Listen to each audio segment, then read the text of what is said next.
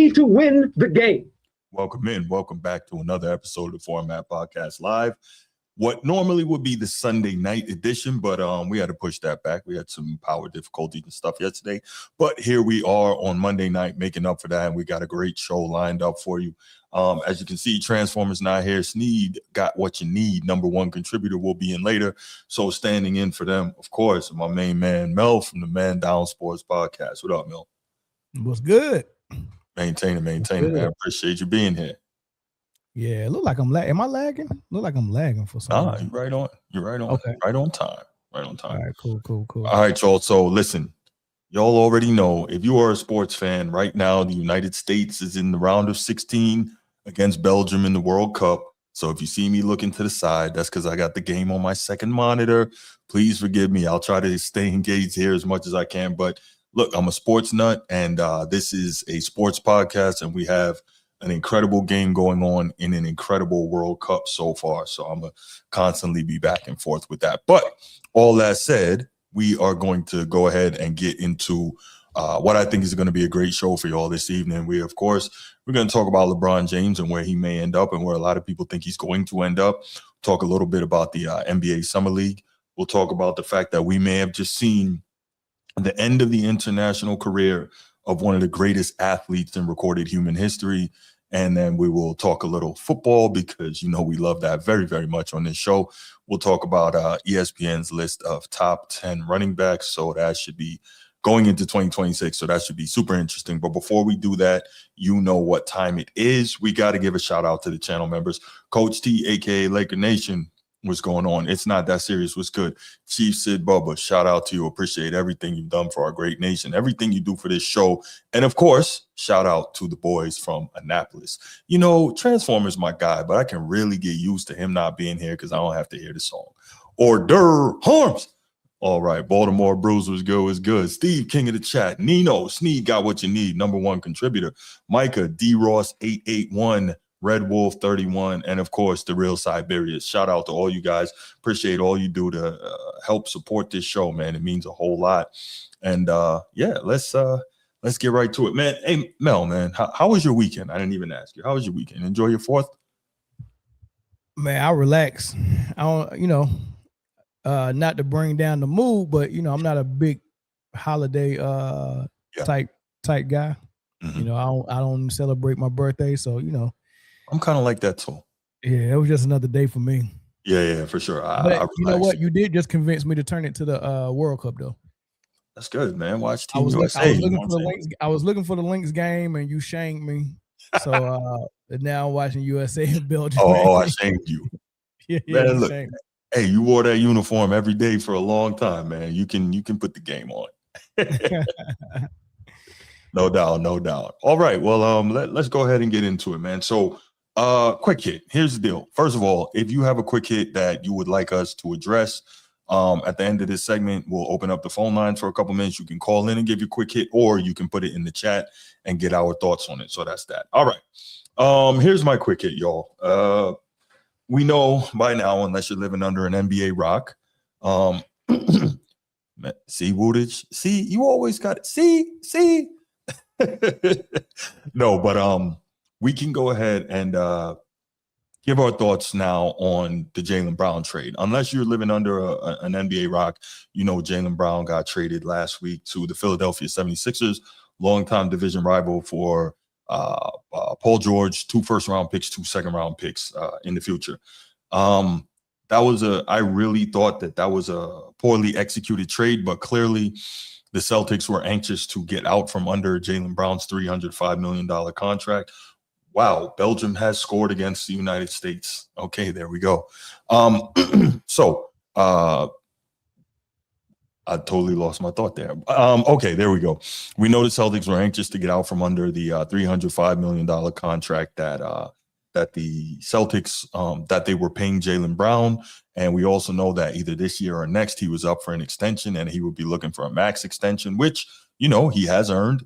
Second team All-NBA this season, career year across the board in all his statistics.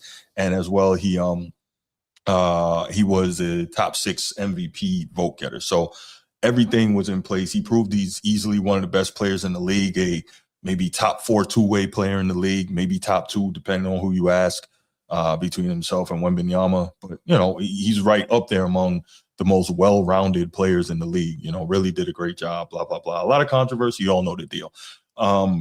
I've given my thoughts on that whole thing, how it should have gone, who they should have traded, who they should not have traded. Obviously, I don't think they should have traded Jaylen Brown. It is what it is. But today, we got the opportunity to hear from Celtics, I think, president of basketball operations, Brad Stevens. He had some interesting thoughts. We've got a clip here, probably about a minute and a half.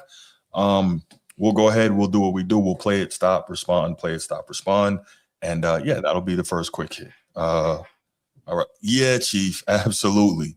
Analytics, man. But really, before I even play this, let me respond to this. Chief says, these damn private equity groups don't know basketball, using analytics to get rid of JB. No, I don't believe they used analytics to get rid of Jaylen Brown.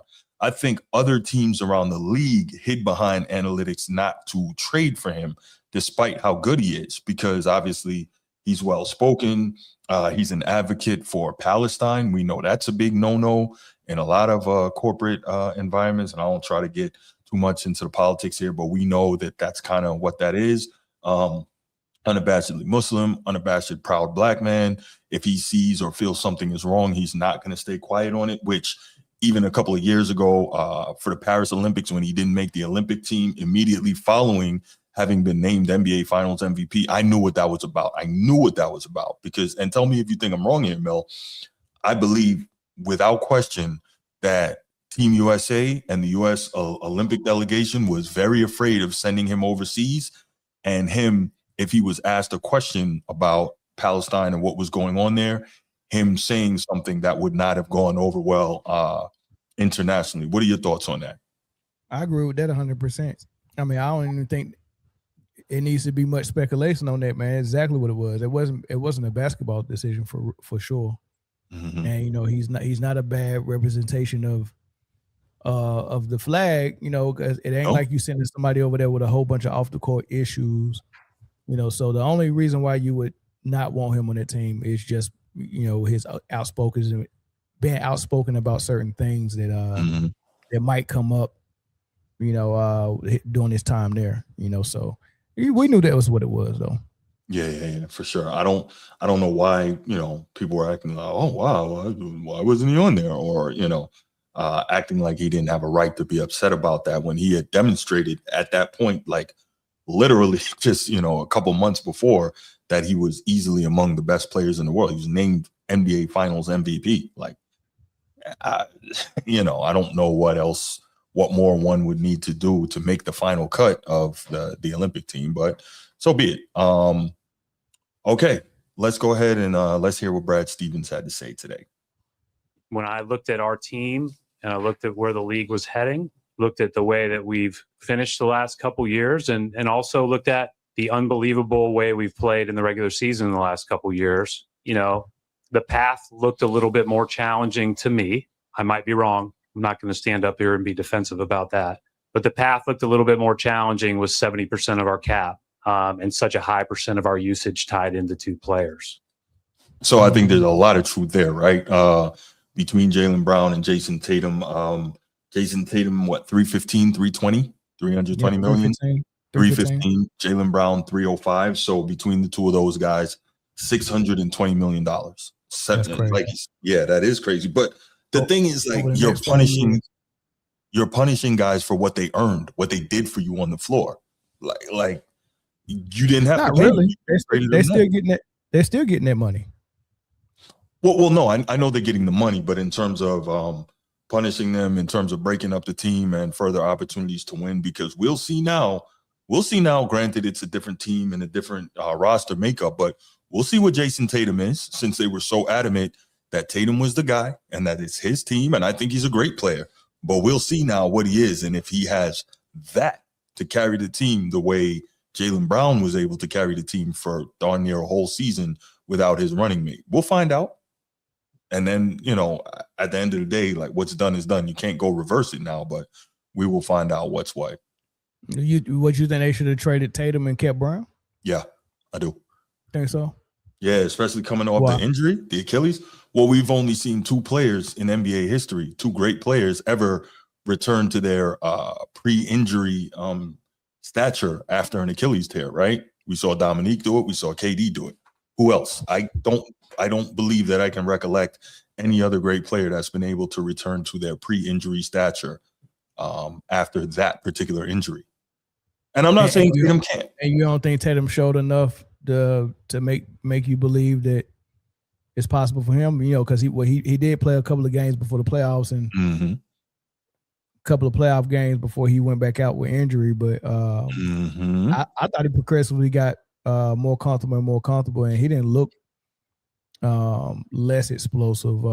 If anything, he probably wasn't trusting that. I thought that too. Enough. Yeah, but you could see it even when he dunked, like how he was coming back down. He was coming back down on the one leg, and that's psychological too. That takes time. But no, I think we'll see what he can be and if he can truly carry the team. I'm not so sure that he can. And if he can't, he got a perfect excuse. He can just say, I just tore my Achilles. But I mean, he shouldn't rush back then. He should have taken all the time to get right. I'm being facetious, but I don't think he have a problem with carrying the team. I mean, he's been carrying the team all these years. Really? Yeah. Number one option, yeah. I mean, but so it's easy to be a quote unquote number one option when you got a guy like Jaylen Brown as your quote unquote number 2, or I like to say 1A. Like that makes it a hell of a lot easier. This is not like we're talking about a Kobe with, regular guys and really good guys around him. You're talking about having a guy who is as good or almost as good as you as your number 2. You see the difference? No, it's a difference, but I don't think that goes into the player evaluation of Jason Tatum and what he could possibly do. Like it's once you evaluate the players, Jason Tatum is the better player. And Jason Tatum was rightfully so coined as the number 1 of their franchise and carrying their franchise. He's the number 1 option there. I don't know that I believe he's the number 1 player because, obviously he's a great offensive player. I don't think he's quite the defender that Jaylen Brown was. But look, at the end of the day, he is. They just defend different positions better. At 6'10" for Jason Tatum and at 6'5" for Jaylen Brown, 6'7", he might be listed at 6'7", but he ain't no different from Anthony Edwards. They both about 6'5". They line about their height. But let's split the baby and say 6'6". Okay. And the way his build is, him getting in a stance and guarding a point guard 94 feet is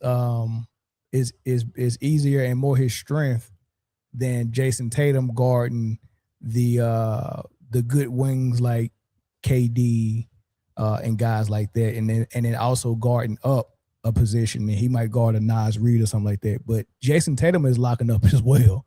Don't get it twisted. It just looks different because he's not doing it 94 feet. I was about to say it looks very different. Yeah, because it looks different. I mean, because you're not going to get Kevin Durant sitting in a chair for full court and Pastor Luka bringing the ball up court. So yeah, it looks like Jaylen Brown is playing all the defense and Tatum is chilling, but Tatum is playing just as good as defense as Brown is. I wouldn't say that. I never would insinuate that Tatum is not playing defense. I just don't think he is. Because I'll say this: I think it's fair to say that, and we'll get back to Brad Stevens' comments in a minute. I think it's fair to say that the main reason, despite Tatum leading in a bunch of categories in the finals, the reason that Jaylen Brown was Finals MVP and that the Celtics won was because of what Jaylen Brown did to Luka. Like he almost, like Luka got his numbers, but Jaylen Brown made it hell on that dude and pretty much, took him out of the series. Not left him on, 5 points a game, but you understand what I'm saying. Yeah, he made it really tough on that dude. Yeah. Jaylen Brown, Drew Holiday, Derek White, Jason Tatum, they all took turns with Luka. And Jason Tatum, you got to think about the other players that was getting neutralized. You got to watch that series very close. And I don't think I'm a Celtics fan. I watched it. I don't think, yeah, I get it. But I don't think Jaylen Brown getting Finals MVP because they also gave him Eastern Conference Finals MVP as well. You know, I think that was more about voters sending the message to Jason Tatum for whatever reason than it was. Because do you really think Brown really outright won the Eastern Conference Finals MVP as well? I think so. Who and why? Because he shut down Luka. I mean, I think that's big. Right. Who do they play in the Eastern Conference Finals? Eastern Conference Finals.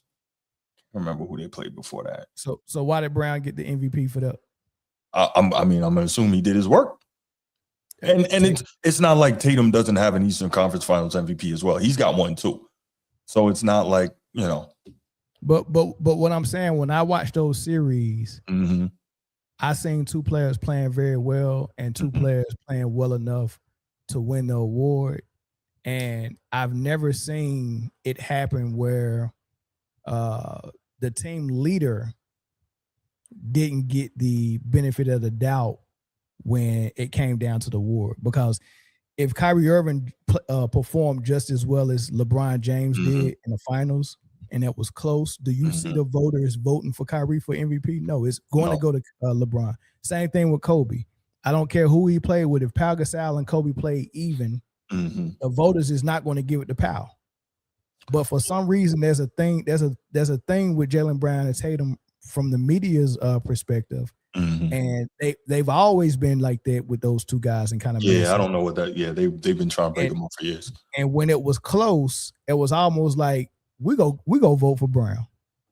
I don't know why they would. When have we went to the number two guy if it was even? Like it's almost like the tie goes to the runner. If Brown was going to beat Jason Tatum out for MVP in the finals or the conference finals, you got to do far and beyond what Jason Tatum did, and he didn't do that. Well, I'll say the other thing is this, and then we'll get back to Brad Stevens. I'll say the other thing is, and it may not be, if I'm not mistaken, in the NBA Finals, Jason Tatum shot very poorly from the floor. So he did a lot, no question. I think he shot very poorly from the floor. So that probably hurt him as well, too. So, you know. And then I think, remember, that was the finals that everybody was like, this is Luka's coronation. It's his coming out party.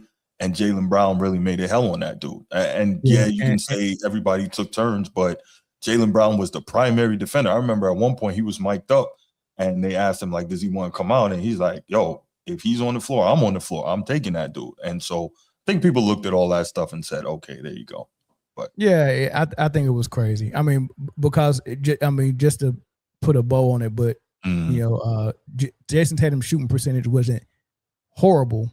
It was noteworthy. It wasn't horrible shooting percentage, but remember, he's the number one who they're game planning to stop. He's seeing the double teams. That's why he was leading them in assists, because he was seeing the doubles and all the help, not Jaylen Brown. So the number one who's getting all the pressure, shooting a lower percentage, don't mean that the number two should get the MVP just because he guarded Luka. That's not how that worked. They made that as an excuse, but that's not how that normally goes down for real. No, it doesn't, but I don't think that was the only reason. But we can go back and forth on this. Let's get back to Brad Stevens. And we'll never know, because Brown will never lead a team to not Boston, to the finals, so we can see right. what all the attention in the playoffs on him without a legit number two. We'll never see what he would look like in the finals. And in fairness, he had his chance and didn't get it done. So there's that. So I gotta keep that a buck. He had his chance and did not get it done. You know. All right, let's go back to Brad Stevens. And the reality in this era and in this day and age of the NBA, and you could see it obviously with the last couple of champions and some of the teams that were at the very top of the league, when it was all said and done at the end of this year, is that, you know, you have to do a great job and you have to have the optionality to do a great job of building out depth that can hopefully replace the irreplaceable individual. So that is interesting that he says that, because I'm wondering what the same people who are saying that, and I'm not saying it's not true, what are they saying about OKC? Because OKC's got a couple of max players and they got a third coming up, right? They don't have a new ownership group, though. That's the big one, and I have talked about that. Yeah, new ownership does not like coming in and paying out big contracts that the previous ownership paid for. It's like, okay, if I sign this deal, I'll deal with it. But I don't like the idea of paying what somebody else signed up for. I get that. Because remember, as soon as they came in, that you saw them cutting salary everywhere. But what I didn't get is like, why are you doing that? They just won. It's not like the franchise is hemorrhaging money, right? It's the Boston Celtics. Like, Well, you bought it for $6 billion, so you know the value of that franchise. And they just came off a title, guy. But that's the reason, though, Bruce. They bought it for $6 billion. So if me and you put together an ownership group to buy out, I don't know, let's say we buy out Gil's Arena. We get an ownership group and say, let's buy a podcast channel. Let's buy Gil's Arena. And we just, I don't know, scraped up money and got money this and that. Let's say we bought it for $1 million or something like that. I don't know. 5 million. Let's say 5 million. Okay. Right. Are you looking to come in and pay Gil's salary, McCant's salary, Josiah's salary, and everybody else's salary and the production crew salary? Or we just spent 5 million, so we got to figure out how to lower costs some type of way? So I get the rationale behind that. My problem is the reason we paid 5 mil is because this thing is a successful venture, right? So why would I come in, ruin what has made it successful, and then possibly lower the value of it and lower my freaking ROI? That's my thought on it. Because I don't think they think they're lowering the value. I don't think they think they're lowering the value, and if they do lower the value, I don't think they think it's lowering enough to where it offsets what they was gonna be spending. Like if the value stay high, but you're spending that much money on 2 players, like Brad Stevens said, and you can't fill your roster out, and y'all ain't able to get the wins like y'all want to. I mean, at some point, fans go want to see a change. On top of the fact they just spent $6 billion. Okay. Right. I'm not spending $6 billion and then coming in and having the highest salary in the league. We're not doing that. We'll figure something else out. We'll start over. No doubt. Let's continue with Brad Stevens. And that's not an easy thing to do, right? And we get that. And that's absolutely nothing against Jaylen, right? If you have Jaylen Brown on your team, you should feature him. You should use all those possessions, and you should approach things that way. But I think the importance of depth, and then obviously we have to continue to work on ways to diversify our attack. That was a big one for me. We have to continue to find ways to diversify our attack. Do you think that was more commentary on the roster construction or the way that they are coached and playing? Because I don't know how much you've heard it. For the last few years, I have been whining and complaining about freaking Joe Mazzulla and his coaching and shooting the Celtics, out of the damn playoffs with all these bad threes instead of running real offense, especially when these games are down to the wire and they have opportunities to win these games, but they lose them because they won't stop with the threes. What did you think about his commentary there? Do you think it was commentary on that or more so roster construction? It could have been both, but I know 100% it was based on salary and roster construction for sure. Because I mean, he's right. And another thing, what I'm finding out by hearing him talk about this is same thing with Nico Harrison. This wasn't a GM move. This was an ownership move. Like this was 100% an ownership move. Yeah. They told him, we don't want to pay. Get it done the best way you can. We're not going to be paying $200-300 million guys. We're just not doing it. Right. So he had his marching orders, and he did what he found a trade that that he thought could help the team. And I don't blame him, man. It's tough. The new CBA is making it really hard for you to have 2 guys with that type of salary on your roster. Yeah. You're making it really tough. It's almost like it's punishing you for drafting and developing smart. Isn't that crazy?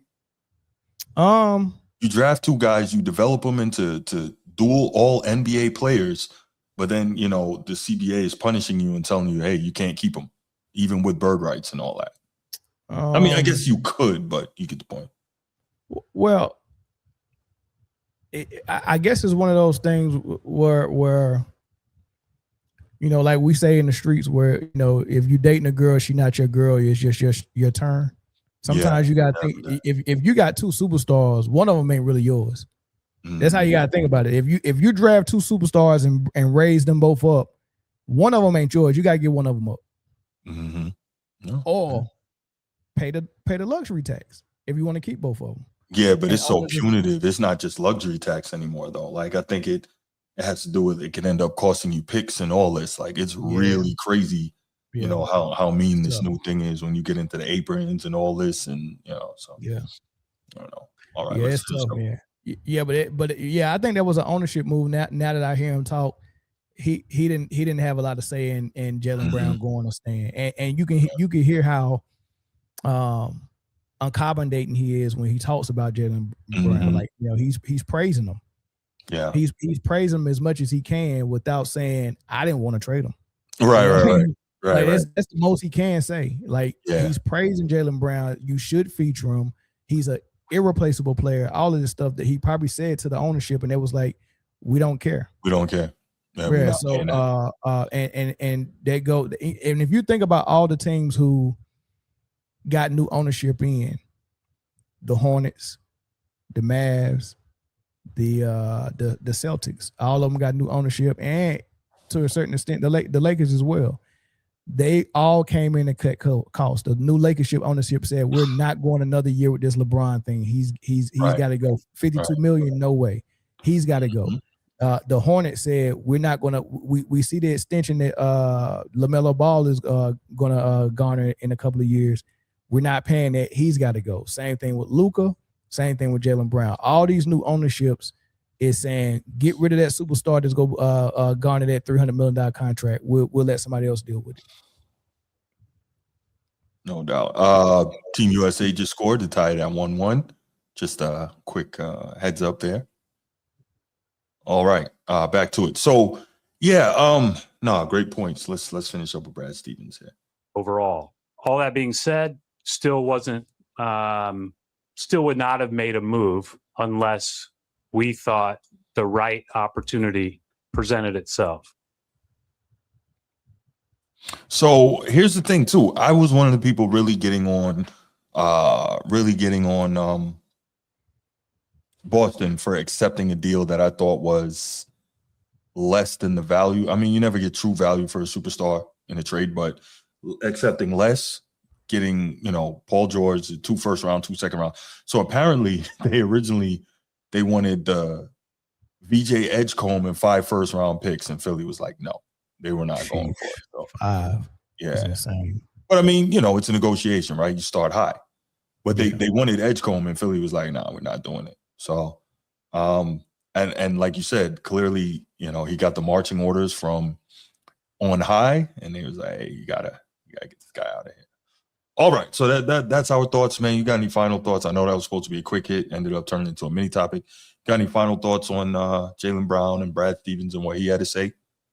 No, just it sucks, man. It sucks. CBA is tearing these teams apart, but it's all good because after this get finished doing what it do, you're gonna see a lot of parity around the league. You're gonna see teams with the one superstar like Jordan surrounded around a co-star that just go make decent money but less than Jordan, and then role players.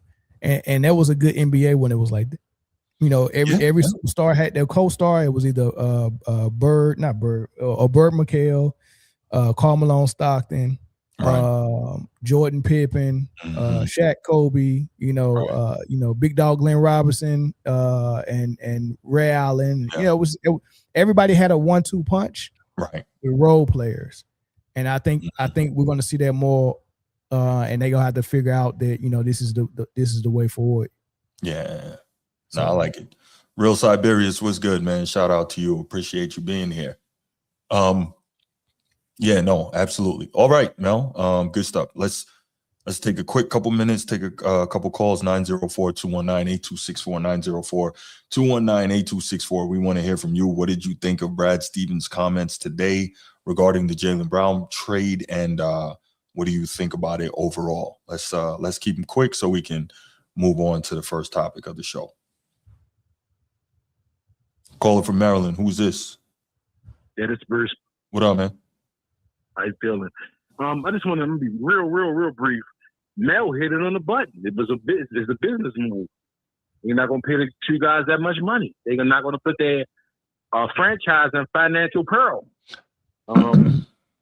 They're just gonna basically, that's just everything Mel says. I ain't got too much to say. Mm-hmm. He said it perfectly. It's all about the money, baby. But they paid the wrong guy. Truthfully, to me, I think so. I would have kept Brown and shipped off Tatum. What you say, Bruce? I think so too. I agree. So wow. That's all I gotta say, man. Mill, you hit on the button again, brother. Peace. I'll hit you on the next one. I appreciate it. All right, bro. Okay, Belgium is up 2-1 now. They just scored again. I keep missing these things. Wow. Oh my goodness. Ooh, might have a shootout here. Okay, quick question. Bruce, thank you for the call first. Quick question, man. Did you not hear me say on the show before on multiple episodes that it wasn't just about all the other stuff, but that people are forgetting because it's not a sexy part of the story about the money and the new ownership and not wanting to pay this guy, 300 plus million plus an extension coming up. I believe I remember saying that. But anyway, let's go ahead and all right, we'll go ahead and get right to the topic. Okay, LeBron James.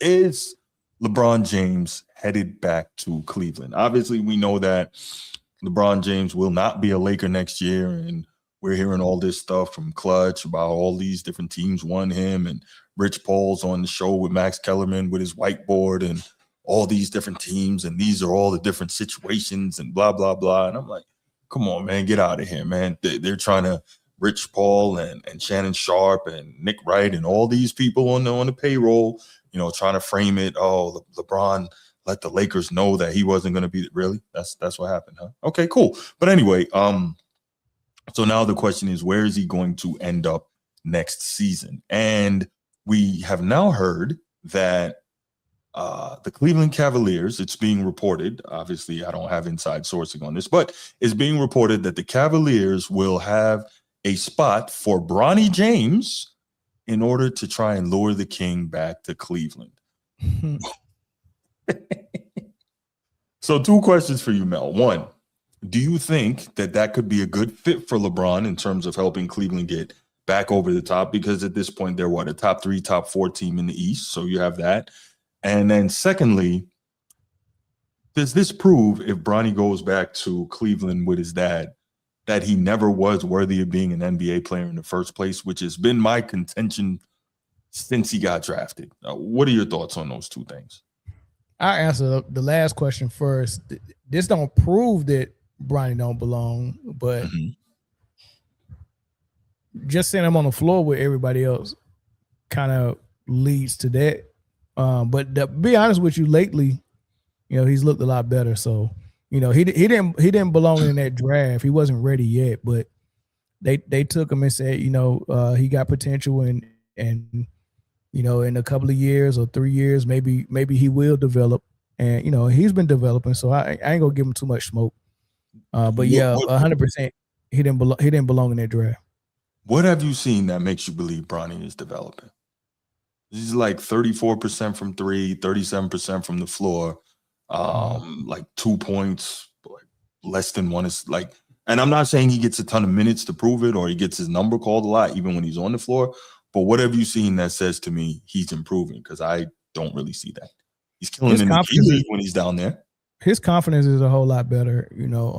He more decisive with taking shots, and and he's not breaking them at the clip that he was at first. Like, he wasn't making anything his first year. But now he can hit the open 3. You know what I mean? So all right. I've seen improvement. But yeah, I mean, they don't change my initial thoughts on the whole draft situation. Like, I thought it was a farce, and I thought they made a mockery of the league, and it was obvious the kid wasn't ready. But right. But that's the first part. The first question you asked though was the fit. Does he fit in Cleveland? Does LeBron fit in Cleveland?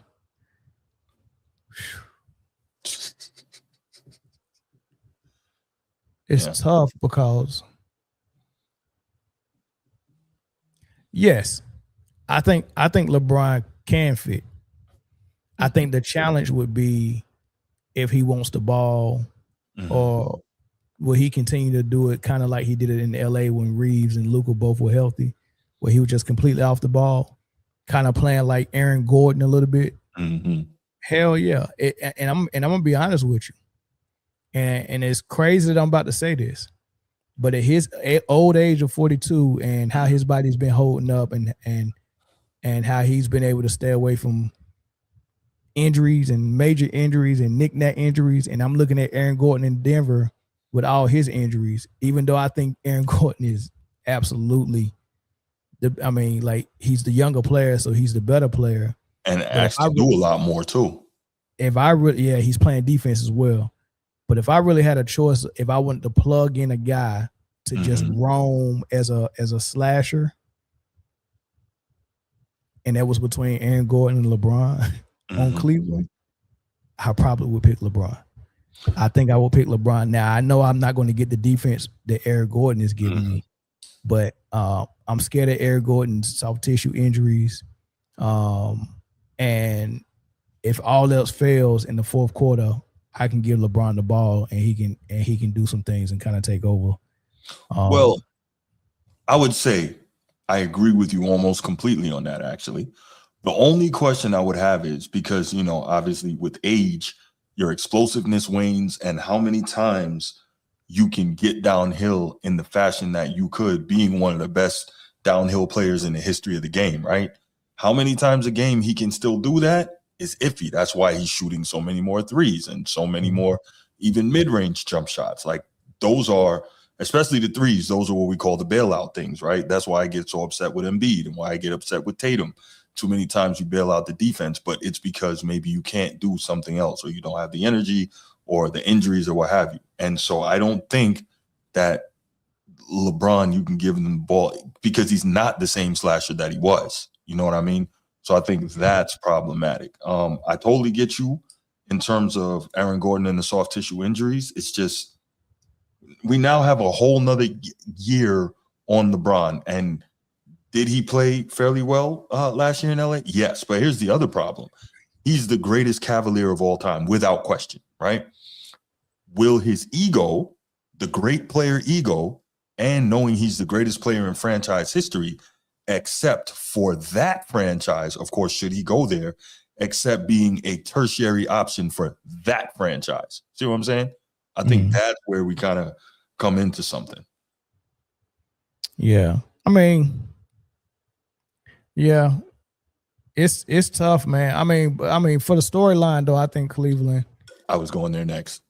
Cleveland would be good. Basketball wise, I mean, I'm impressed with LeBron being able to kind of be a chameleon and fit in with his game, because that wasn't his strong suit early on. Like, he had to be the guy with the ball, and I think he's kind of developed a little bit beyond that, where he could be off the ball, and then the jump shot is better, the 3-point shot is better, and even his mid range is a little bit better. So yeah, he's not elite at none of those things, but he could do it, and he's still LeBron, and he's so much more experienced than so many people in the league, man. So he still got that mental edge, and he can affect the game. He really can, man. And I think he's a good leader too. So, Cleveland works, but there's a lot of places that works for LeBron. I mean, I'm singing his praises right now. There's a lot of places that work for LeBron because. You think so? I don't think so. Yeah. I think one of them are here in Minnesota. I'm like, I think he would have a lot of trouble there. Minnesota, young athletic team that's going to want to get out and run. Yeah, with LaMelo Ball running and throwing the ball away. He would love that too, because he like to get out and run. But I think Cleveland fits. It was another place that I thought fit. I don't like the New York thing. I've heard that Golden State. Not a big fan of that either. But Minnesota and Cleveland, I like. There was one more that I'm forgetting. What's the other one I'm forgetting? Minnesota, Miami. Nah, I didn't like Miami. Yeah, I didn't like Miami. Philly. Philly was another one. Yep, Philly, Cleveland, and Minnesota.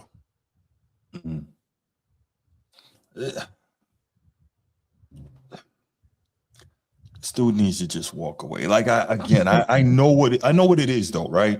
I don't know if I told you this. This is my theory on it. His whole thing since the decision has been about player empowerment and control, right? Controlling his career, control the narrative, all that. He can't walk away now because that would destroy the narrative and the image of the control he's always had over his career. He can't look as if he was forced out.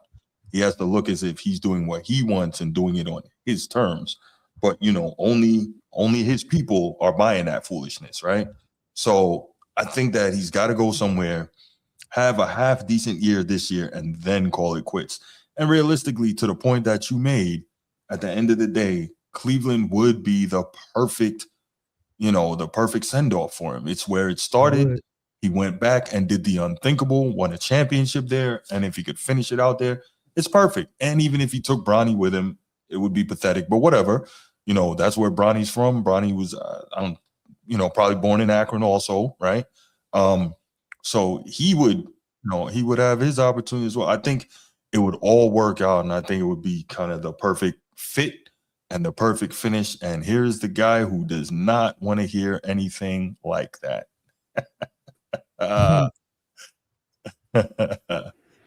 Steve Stevenson, CFO. What's going on, brother? LeBron is actually looking for, because you've got to know LeBron is documenting and recording his last dance right now, right? He's documenting. Dude is such a biter. Like, why he can't be original? Anyway. Yeah, he is. So he can't end it like you just said. Like he's looking for what's going to end his storybook, the best. So that's what he's looking for, and it couldn't have been like this summer. Like he would never end it like this summer. Right. So he's looking for the situation where he could see the ending of the story. I'm ready, man. I'm ready. Steve Stevenson, man, come on, give us your thoughts on the new reports that LeBron could be headed back to Cleveland and that the Cavaliers will have a spot for Bronny to entice LeBron to go there. All of you should be ashamed of your damn selves. All of y'all. Straight up. So here's why you all should be ashamed of your damn selves. And I'm telling you right now, bro, you guys better call someone after this damn show. Get your souls right. You guys just want to sit here and pander and entertain these silly little stories. Why? Why do you think he acts the way he does? Why do you think he acts this way? Why? Because he loves the attention. Sneed, I'm just there saying is not a single basketball argument to have about this. Because if you look at the roster construction and you listen to these people tell you what they thought of the last season, I'll rewind for you because apparently you guys forgot everything. Yeah, probably. Kenny Atkinson said, I wish I had a training camp, a preseason, and a regular season with this group. That was followed by Donovan Mitchell saying the same damn thing, which was followed by James Harden saying the same damn thing. James Harden, Sneed. I'm just telling you what they said. Okay. And then what should have happened was Kenny Atkinson being fired, but they didn't. Well, that's because they won analytically. See, they did win analytically. This is why you call the person who loves you the most after the show and you ask them to tell you what you've been doing wrong, bro. So they said these things in their briefings, these conferences and these end of season, whatever, these things. And then the owner co-signs everything and the GM co-signs everything. Where's LeBron's place in this? You tell me. You got a team that just went to the Eastern Conference Finals, hasn't been there since LeBron, and now all of a sudden these guys are on the precipice of getting there, and you're telling me they want LeBron back for what? For what? Go on. This is not rhetorical. Answer the question, Bruce. for the championship run. Because Or LeBron his- is a championship player today, huh? Mel? Well, you know, his leadership and his basketball intelligence and There you IQ. go. What did There his you go. leadership and his basketball intelligence do in 2023 4 years ago? I'm just telling you what they say. 4 years ago when he was 37. A reminder, he's 41. Sneak, can I interrupt for 1 second and ask a question? Do you normally make it a habit of shooting the messenger? We just saying what we see. And what's Why being reported. we getting the smoke? Because you guys are glossing over everything that has to do with basketball. You're doing everything else. Everything else. You want to take the logic and just throw it out. And you want to pander and play with the stories. Hey, man, So I have Dr. Seuss in front of me. Bruce Hope is Dr. Seuss today because he wants to tell stories. Yes, I am. Green eggs and ham. Tell the stories, Bruce. Go on, pander. I do not like that. And Mill, you're co-signing. So you're the co-author of these children's stories. First of all, we're just talking about what's being reported. That's all I'm saying. That's it. That's all. But man. none of you are questioning the actual basketball decision. What would the Cavs be saying? This is the same guy, Dan Gilbert, who wrote that letter about LeBron. This is the same guy who you know damn well wants nothing more than to win one without him. Well, you know, while he's still in the damn league. Well, he was allegedly at Dan Gilbert's house for a couple hours recently last week, right? I'm good, bro. I'm done. I'm through. Yeah. We're good, bro. We're good. We're good. All right, let's open up the phone lines, man. Let's open up the phone lines. We'll take a couple calls. What are your guys' thoughts on the reports that we're discussing here that Cleveland is an opportunity and that they will have an open spot for Bronny to help entice LeBron back to the city. What are your thoughts? 904-219-8264, 904-219-8264. Let's get your thoughts on that. LeBron would have went back despite the Dan Gilbert. Yeah, he went back despite the Dan Gilbert letter. Absolutely.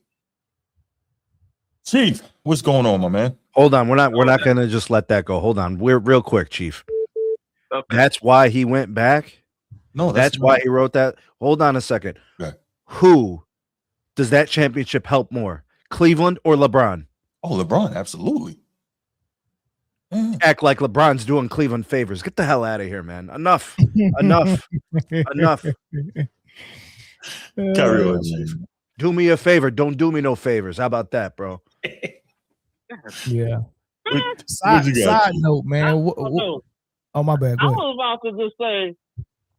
I was about to say, Steve, what basketball sense does it make for LeBron to go back? Zero. Where would he fit?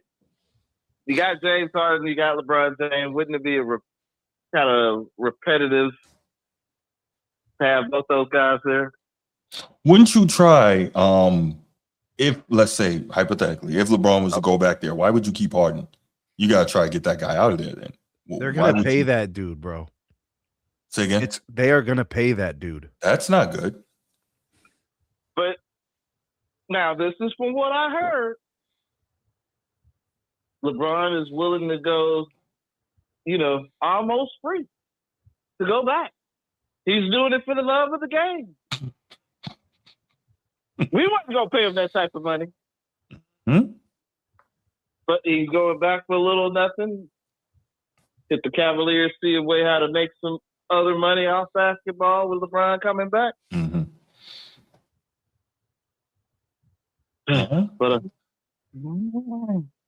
just a reminder that Dan Gilbert owns every casino in like the surrounding 3 states. Oh, that's a lot. Just thought I'd throw that out there. Right. But basketball-wise, wouldn't Golden State, if they were healthy, make more sense because of how Steph and LeBron plays? If we're looking, if we were looking from a basketball perspective. But they would be so old and you have to try to fill in the same. So basketball-wise, do you think Golden State would be a better fit?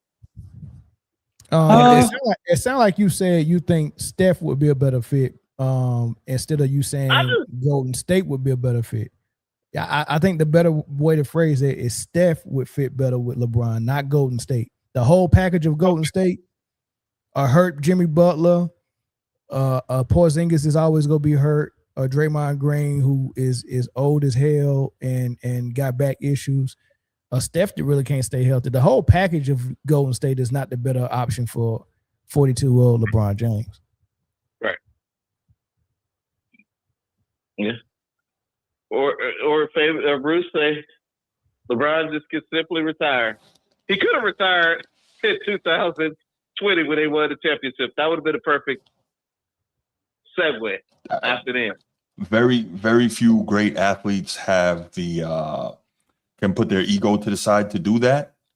And because, they always think they can get one more. And well, we know that he has other things that he's trying to do. But it would have been perfect to win that championship and then walk off, That would have been perfect.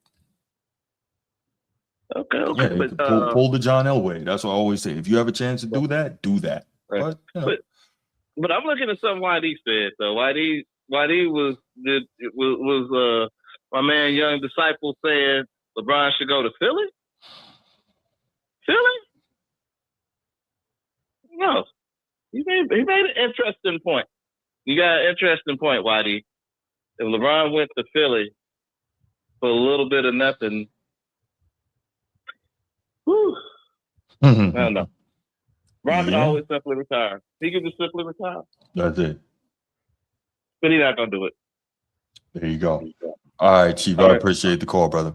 All right, Steve, my boy. Just take it easy. All right. Sneed loves Cleveland hard, man. I know he do. All right, Chief. All right. 30 seconds. We'll take one more call if somebody else wants to call in. You got 30 seconds before we move on to the next topic. Yeah, this is going to be interesting, man. There we go. Caller from Maryland. Bruce, what's going on? How y'all feeling? Hey, I'm gonna be real quick and brief with this. Cleveland got the one up because they're gonna grab Bronny too. So, and I've been hearing reports about Braun being at Dan Gilbert's house. I've been seeing stuff about that, and they talking about getting Bronny, bringing Bronny with you, coming home. So that's what it's looking like to me. So Cleveland, yeah, that's what it's going to be. If they willing to take Bronny, that package with him and Bronny, yeah, of course. I would love Minnesota, but that Cleveland, they got the one up in the sweepstakes for a 42-year-old basketball player, Insane. So insane. Yeah, Cleveland got the one up. So other than that, boy, hit y'all boys back, man. I appreciate it, brother. All right. All right. Let's go to the next topic. Fell asleep on the narratives, the same tired ass narratives. Dan Gilbert's house, LeBron coming home, Bronny coming home. Y'all should be embarrassed. You are all so lazy. You really think that shit moves the needle? You really think people care? More importantly than the Eastern Conference Finals. You people are straight up comedians. Do stand-up comedy at the next open mic night at your next club, bro. Go there and sign up and do a session for free. I really hope, Sneed, for your sake and the sake of your family, that this does not happen, because you are going to blow a gasket. It's not going to be good. Because they're on the precipice of a trip to the finals. Why are we playing these games? Nobody else does this. Nobody in the NBA does this. You guys want Cleveland to do this stupid shit. I don't want them to do it. I'm just saying. We're just talking about what's going on. Back up to the Cleveland Cavs been on the cusp of going to the championship, though. That's real? I mean, they were in the Eastern Conference Finals, so they were one step from playing for the chip. I think that's what Snead is saying, if I'm correct. Ain't no way. They ain't going to no championship. Just saying. I didn't say they're going to win a championship. I said they're on the precipice of getting to the finals. They got to the Eastern Conference Finals. It's going to be harder next year. Why are you bringing new variables? This doesn't even make any sense. If LeBron is on the Cavs, he's the best player on your team. Nah, not at this point. Not at this point. That's nah. Who the best player on the squad if LeBron's there? Yeah, this is crazy. This is crazy. At this point, yes. Not career-wise or historically. Okay. This is interesting. Horizon Vibe says Adam Silver will never let the Cavs make the finals without LeBron. That's interesting because that interesting. All right, all right, Steve, king of the chat. Let's make it quick, brother. What you got?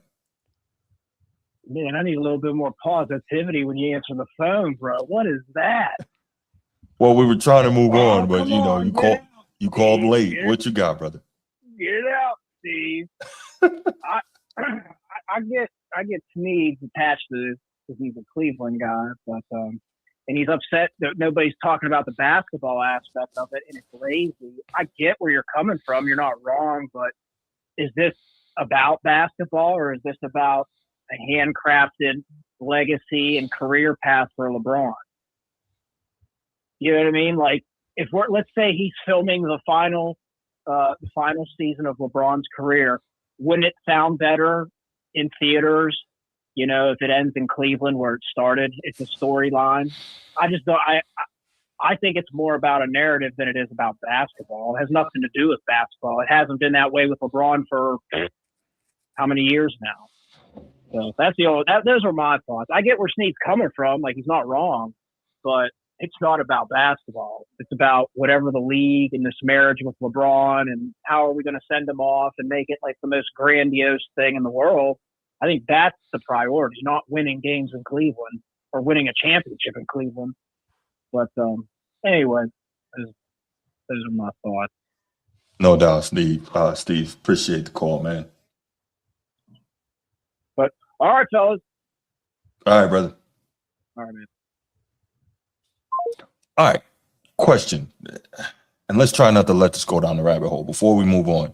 New Deal, New Me says, why Buddy laugh? He got to be talking about Steve. He hate Bron that much. This is a simple question. Real talk. I'm not trying to troll any of that. Why does everyone have to love LeBron? Somebody please explain that to me. That's all I want to know. Why do LeBron fans think that everybody has to love him? Why? I don't know. If you're not worshiping at the altar, you hate the man. Why? Not everybody loves Elon. Not everybody loves Superman. Some people like Batman. Not everybody likes Macho Man. Some like Hulk Hogan. Not everybody loves Jordan. Yeah. Not everybody loves Dream. I don't know. I don't know why you just can't. It's life. Did we just get born yesterday? I've worked for bosses who I didn't like. Yeah. You get the job done. It's your contract. Mm-hmm. There's customers you don't like. You serve. It's business. For sure. That's life. Yeah. You're arguing with children, bro. Yeah, I'm not. They must not work in the public sector. You know, they're probably not out amongst people often. Yeah, I don't know. Everybody's not going to be a fan of the same guy. I'm just trying to figure out, like, why is there this? See, and there he goes. Hating is not cool. So loving is cool. New Deal, New Me. Loving is cool. I mean, if you love the guy, we get it. But everybody's not going to love the guy you love. I don't get it. Would you like if everybody loved your woman the way you want them to love LeBron? No, I'm just trying to figure this out. It doesn't seem rational to me. Oh, man. I just don't get it. Wootage, there's no hardcore Hakeem fan club. That's funny. That's funny. All right. Etonics. Everybody gets a pair. A pair, right? You get Etonics. You get Etonics. All right, let's go ahead and take it to the next topic. NBA Summer League. And the main thing, this will be a shorter one. Main thing I wanted to talk about. I honestly didn't even realize the Summer League was going on. I was so wrapped up in the World Cup on Saturday. Sneed knows that.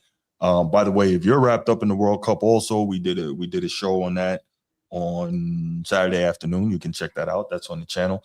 But we discussed it. And so anyway, I didn't know the Summer League was going on. Caught some highlights later, went back and checked out some of what's going on. So this is interesting. Darren Peterson, first Summer League game, 28 points, 11 of 21, better than 50% from the field, excuse me. So I thought that was interesting. Definitely wanted to get Mel's thoughts on that. I like Darren Peterson. Correction, I like his game from what I saw in college. Kind of worried about what I perceived was an iffy mentality. We'll find out. They always say when you get money makes you more of what you are. We don't know what he is yet. We'll find out. Clearly the guy can play, but how much do we measure what guys do in Summer League it's the same thing they talk about like NFL training camp. You can get busy in camp, but a lot of guys are going to be selling insurance once that period of time is over, right?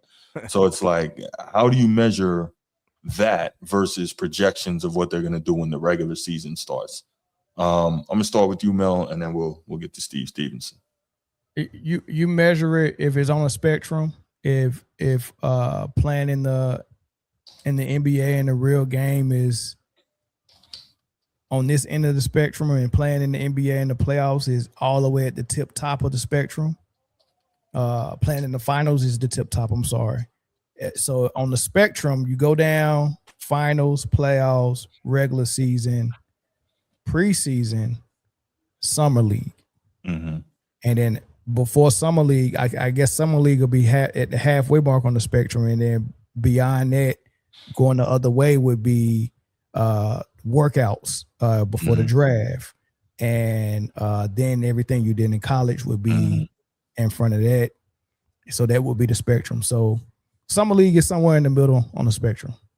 So you can, take that with a grain of salt for what it's worth.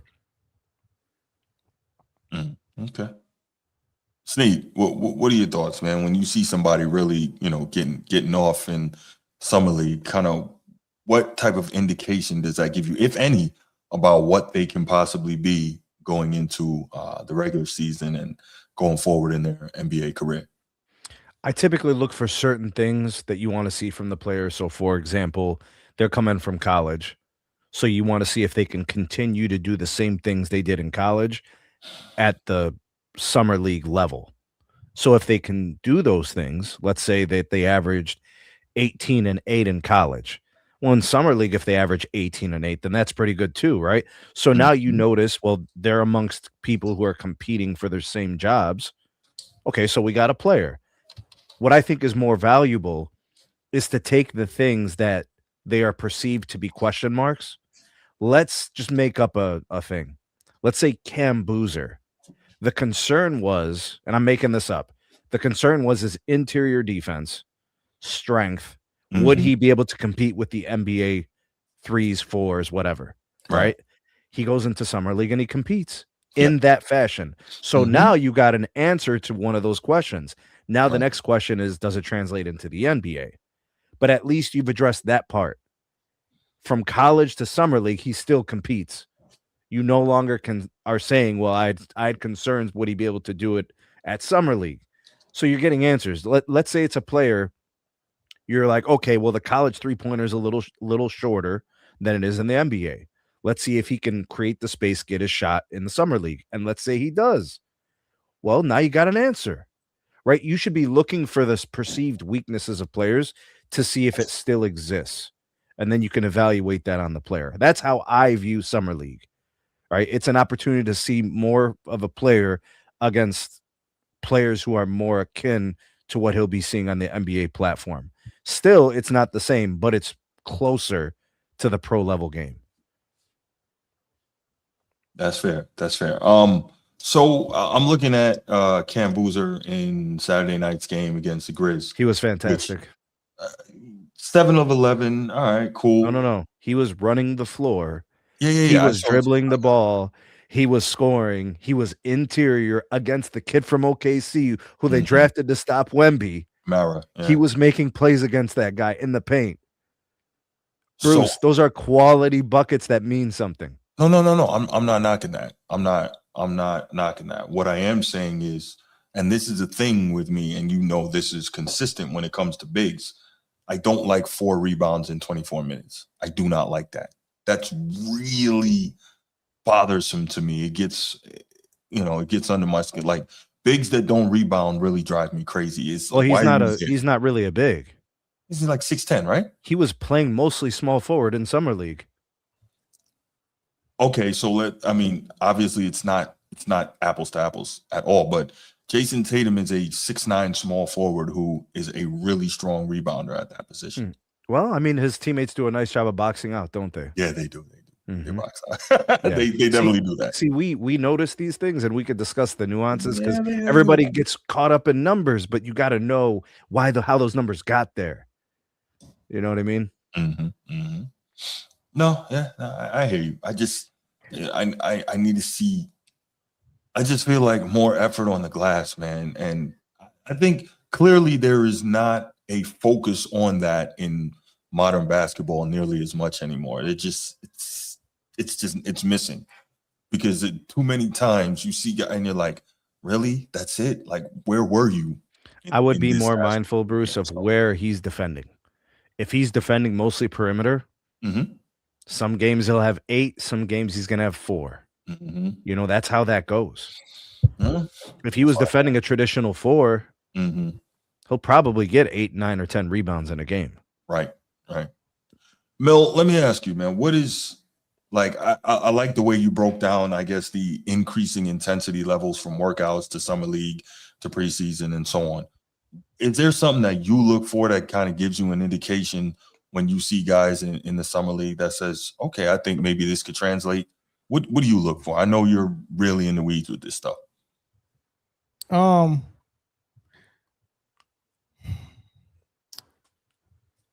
It depends on what you got, right? So if you're evaluating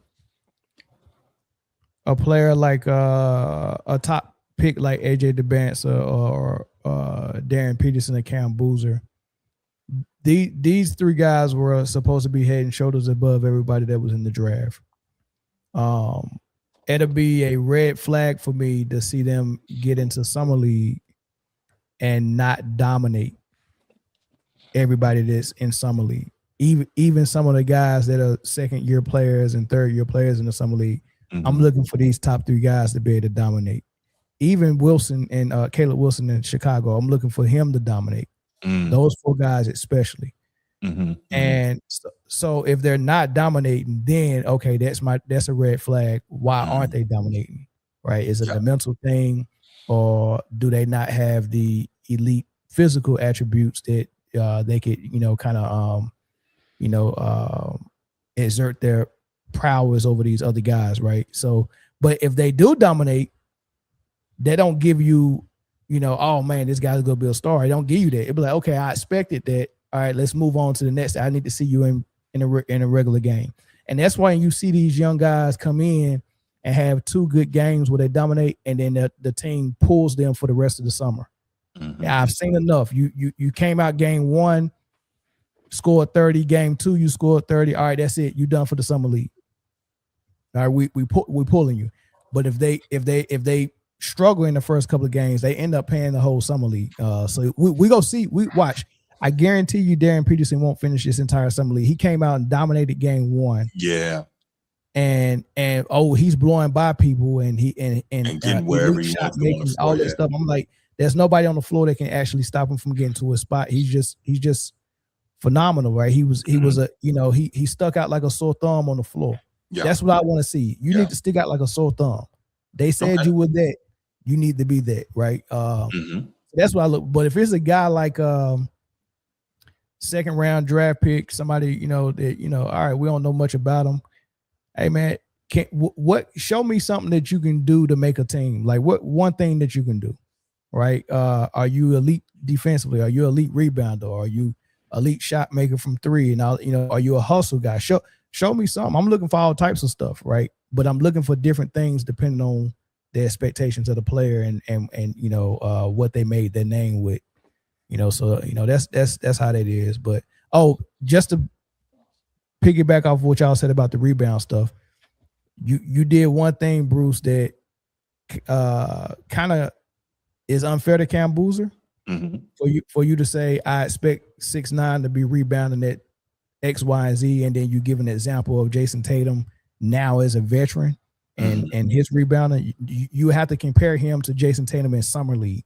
Right. Okay, that's fair. So what was Jason Tatum rebounding like in summer league, and then use that against Cam Boozer? That's fair. I would argue that you want to see if he could do what you're going to ask him to do in the regular season. Sure. So put him in those positions. For example, if I'm the coach and I know I want him taking 15 to 18 shots a game, I'm saying to him before the game, take 20 shots. In the first half, I want you taking 10. In the second half, I want you taking 10. Find 10 shots, because then you study where he takes his shots, how he gets to his spots, and then how he converts on each of those things. You see preferences, you see trends, you see red flags, whatever needs to be worked on. That's probably what the scouts and the evaluators want to look at. They're not looking at it from, just a simple scoring output. I think it's more nuanced than that. But Agreed. If he gets a lot of points easily, you're like, well, damn. This is going to be a fun season. He's going to come into this looking aggressive and looking to score. I like it, No, I like it. That's fair. All right, y'all want to take a couple calls on this? Yeah. Let's do it. 904-219-8264. 904-219-8264. Your thoughts on Summer League so far? Not a whole lot to talk about, but Cam Boozer, Darren Peterson, or any other player that you saw that you thought kind of stuck out a bit. Man, it's too hot to be wearing condoms this summer. I'm sorry, what?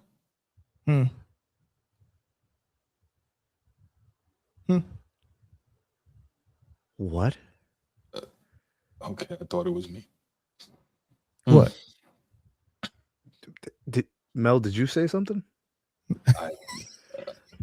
That seemed really random, sir. Very. What's up, Bruce? It didn't fit, bro. What the hell? Yeah. Okay, I thought it was me. That was kind of wild. How are you gonna act like nothing happened, bro? Now he's just laughing. Like bro. he was just cool. Like, right. Yeah. Bro, you're funny. That's wild. If anybody was wondering, he's trying to decide between apartment or condo. That's what he said. Apartment or condo. Sheesh. Let me say this real quick, Bruce. Hey, man, I just wanted to think that they be a month away from some actual football action. That's all. For sure. And I'm just, Jesus, man, can't wait. Before the Summer League, Darius Acuff showed me a lot the other day. Showed me that he's NBA ready. 29 shots for 25 points, though. He was gunning. Yeah. But he showed his aggressiveness. Yeah, you're right, though, Mill. How many times you went to the line that game, though? I gotta go back and watch that one. I didn't see that full game, but he looked small to me. 29. That's so here's what I say about Acuff. Acuff had a phenomenal second half of the season and really made a name for himself. Man, he had some huge games. Yeah. And then when he started to get in the tournament, he still was having decent games, but it was he was forcing a lot. And then his size really, you started to see that his size really was an issue, because he's a guy that he go get buckets, but he scores like a guy that got some type of size advantage, but but he don't. So he struggled a little bit in the March Madness, and then at the next level on the pro level, he's going to struggle a little bit. His size, he's just not that big, dog. What's his player comp, Mill? I would say Trey Burke, but he's more talented with the ball than I was Trey. about to say, Trey Burke was a bucket, but didn't have the size. Like, you really got to go back and watch Trey Burke, especially when he came into the league and Michigan. and got them braids like Iverson and changed his number to 3. Well, he was always wearing 3. Like a highlight tape from Trey Burke looks a little bit like Iverson. Go back and watch it, but he's just small. And Acuff is gonna. I'm not saying they play exactly alike. I'm saying that they both can score. They both are scoring guards, but with size issues. He's only 6'2". I thought he was bigger than that. And I don't even think he's 6'2", because they had Trey Burke listed at 6'2" as well. Mm-hmm. And Trey Burke looks more. He looks smaller than Kyrie. Yeah, he did. He did look smaller than Kyrie. Oh, Belgium done scored again. Well, but listen, hey, you just slipped that in there, pause. That's cool. Right. Hey, Golden State. Hey, as far as like Golden State, the kid Yaxel, what is it called? Yaxel Linderbaum. Yeah. I like what I saw from him. I like that. I like what I saw from him. Yes. Listen, he got an NBA body. What you say, Mill? What you think about him, Mill? I mean, he's 97 years old, first of all, but so he should a rookie. So that no one's going to give him his flowers for outplaying these guys in the summer league. Like when this is the equivalent of me doing 2 years of junior college and then coming back to my high school and playing with the juniors and seniors in high school and dominate. Right. So he's a guy who did. Man, if I'm getting this correct, man, I think he did about 6 years of college. That much? Mm-hmm. I think he did about 6 years of college, man. He's 24 right now. He's going to turn 25 in the season. So I thought he came from overseas somewhere. No, he had bad grades, so he had to do. I want to say he did a prep school, then he did 2 years of junior college. And then he did 1 year at some other college, and then 2 more years at Michigan. So 2 years junior, 2 years Michigan, 1 year at another school. So that's 5. And then the prep school, he about 6 years into this thing. Mm-hmm. Look up and fact check it. He's 23. Yeah, he's 23. Okay, he's about to turn Arizona Western, UAB, Michigan. So he played at 3 schools. 5 years. Yeah, he started in 2020. Right. So he started in 2020. That's about 6 years of school. Hey, look, he has an NBA look. He got an NBA body already. He ain't frail. Right. So he's basically a grown man out there. So Golden State got them one. But let me say this: hey, don't become a summer league legend and get to the league and don't do nothing. Right. How many of those we done seen? I'm telling you, brother. NBA. Let me look. I want to do a comparison though. 6 years of college at 23 years old, almost 24, to come to summer league and outperform. And I want you to think about the Darian Peterson that we just talked about. Mm-hmm. 1 year of college. So he literally graduated high school, played 1 year of college, was a number 2 pick, and out here dominating the summer league as a probably he's probably 19, not even 20 yet. So let's say at the most he's 20. Yaxel's 23, about to be 24. Like Utah got him one. Golden State got a good player. I don't think they got him one though. Like they ain't like it ain't okay. It's levels to. They got a good player, and Steve Kerr ain't gonna use him anyway. Because if I had a choice between him and Kuminga right now, I'm going Kuminga. The goal for Peterson is probably his ceiling will be this guy will be able to do everything at the highest level when he's at his peak, right? Mm-hmm. This other guy, just based on what you're describing, the expectation is hopefully he can come into the league and over a long duration of time give you one or two things he could do well, right? It's just a different expectation when you look at where they're drafted. Yeah. To this day, everybody says Kwame Brown is a bust because of where he was drafted. Yes, correct. That's the expectation. The dude played like 12 years in the league. Anthony Bennett is viewed as the worst first overall pick of all time. Because the Cavs took him first overall when nobody should have. Nobody was going to take him first overall, second. Hey, I don't remember him being in a top 10 lottery picks. Like that was the weird. See, it's all about expectations. So where did he get drafted? That's what we have. That was lottery. That was lottery. Lottery picks are expected to provide. But he's going to be a high level role player, and I mean high level because he has enough game where he could be a third guy But if you want to win, you want his type of talent as a role player, because it ain't like you can just go to him and say, go get me 25 and nobody can stop you and you go demand a double team. He's not that type of player. Mhm. But he does everything so he can shoot it, he can dribble it, he rebound, he's tough, he's athletic. I mean, I like Yassel. He was projected to get drafted by the Thunder, but Golden State took him a little bit early before the Thunder had an opportunity. So No doubt. All right, I appreciate the call, Bruce. Okay, bro. All right, you have one more thing? Go ahead. Yeah, let me land the plane. Watch out for the Lakers, man. They got a young kid, Cameron Carr, and a dude. I think like a 2 or 3 year player. This kid, a dude Therio. The Lakers got. Yeah. Therio. And they got the kid Cameron Carr out of LSU. So I just hope the Lakers develop some of their young talent, man. And Not me. so I would like to see that, man. Like, well, they need to step that up. So other than that, let your boys back. All right, brother. All right. All right, good stuff. Good stuff. All right. Mel, you can hang around if you like or not. Up to you. But yeah, I'm gonna get started on this honeydew list. You know how they go. I appreciate the invite, man. Sneak, good to see you again, brother. All right, take care. On the next one, man. All right, appreciate you, Mel. Thank you, brother. Yep.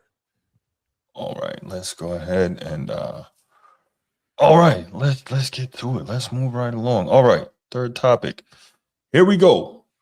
I'm glad you're here for this, Steve Stevenson. As you know, we are in the midst of an incredible World Cup. Unfortunately, at this moment, the game playing is not incredible if you're on this side of the Atlantic. Team USA is currently down 1-3, but hey, look, that doesn't mean that this is over. There's still Did you see probably a goal, solid Bruce? 30 minutes left. Did you see the last goal? Yeah, terrible mistake by the keeper. The goalie dragged his foot and could not clear the ball. Yeah. I haven't seen anything like that in a long time, bro. Yeah. But look, we'll see. Team USA, is going to continue to fight. So we'll see if they can fight the good fight, indeed, sir. Hey, look, we've seen crazier things, right? Yeah, last night was nuts. There you go. Last night was nuts. There you go. So I believe. Yeah. I believe that we will win. USA has found ways before. Yeah, there you go. Absolutely. All right, let's talk about the World Cup, man. As you can see from the thumbnail, Cristiano Ronaldo, arguably one of the greatest, I think it's fair to say a top 5 footballer all time. Some people have him number 1. That's fine if you do. But clearly a top 5 guy, probably a top 3 guy if we're, fair. Ronaldo, Messi, Pelé, however you want to order it, whatever. But this may have been his last run in international play for Team Portugal. Cristiano Ronaldo is 41 years old, and Spain took care of Portugal and ended their World Cup run earlier. What was the final score? 1-0 win. 1-0. Mm-hmm. Yeah. And so now we go back and look at it. Ronaldo has played 6 World Cups for Portugal, and he is the first. Let's give him some flowers first. He is the first man to score a goal in 6 different World Cups. That's crazy. That is crazy. 6 World Cups. Yeah, that said, for a player of his greatness, is it fair to say that it's been disappointing, his lack of exhibiting his greatness on that stage? He's only had 1 World Cup with more than 3 goals. So all right, he had 3 goals in 2026, this edition, in 5 games. 2022, he had 1 goal in 5 games. 2018, 4 goals in 4 games, so that was good. 2014, 3 games, 1 goal. 2010, 4 games, 1 goal. 2006, 6 games, 1 goal. For whatever reason, his incredible ability to score the football at an extremely high level seems to fade out in this particular edition of competition. And it's strange. Now, has he always had the most loaded teams, which would dictate, okay, a lot of the defensive attention, if not all, is going to be on him. But we've seen other guys who have gotten, the lion's share of the defensive attention, but have still managed to come through. This particular edition, as we just mentioned, he's been in 6 World Cups. This time is the first time he has scored past the knockout round. Odd for a guy that great. We look at a guy like my guy, Erling Haaland, Viking Row. This guy's got 7 goals and is chasing the Golden Boot, tied with Mbappe and Messi in this tournament. This is his first time in the World Cup. Norway's first World Cup appearance, I believe, since 94, and he's got 7 goals. Rising to the occasion. There you go. There you go. So how much of this is external conditions and nuance, or Cristiano, as great as he is, not rising to the occasion on this stage? Because I think it's fair to say he won't be back for another World Cup playing for Portugal. So you got a World Cup this year. Mm-hmm. And then 4 years ago would put it at the 2022 when he first was at El Nasser in Saudi. Okay, so no, 2022 was in Qatar. No, you're talking about where he was playing his club ball. Yeah, he had left Juventus and he was playing for El Nasser. Okay, sure. All right, and then before that, it would have been in 2018, and he was playing for Real Madrid. He was still at Real last season there. Yeah. So basically, he's played in 2 World Cups while he was at Real, a World Cup while he's been with El Nasser, one when he was with Juventus, and then 2 while playing for Manchester United. Okay, so Bruce, what he did at Man U. Oh yeah. And I'm just and the thing about Man U is, remember, he went back there temporarily. I want to say it was like 2021, 2022. He was there briefly. If I just told you how many goals he was scoring at these clubs, it's mind-boggling. Real Madrid was crazy. Yeah. Okay, so I believe he scored more goals than any other scored man 44 ever. goals. Right. So it's not like he doesn't know how to score goals. Right. If I go back to 2014, he scored 51 goals for Real Madrid. You know what I'm saying? If I go back before that, I can find where he was playing for Man U, where he had 42 goals. You know, that I'm talking like 08. I think that was the year that Italy won it. 08. I think that was the Italy era when they went 2 in a row and stuff. Okay. It's it's not that he doesn't know how to score goals. Right. I think it's 2 things, Bruce. I think it's the weight of the expectation. It's just different. So if he doesn't get all these goals, you're saying, what's wrong with him? Yeah. And I also think that the supporting cast, the dynamic is not the same. I would argue that the last time Portugal made their run in the last World Cup, that was the best team he ever had.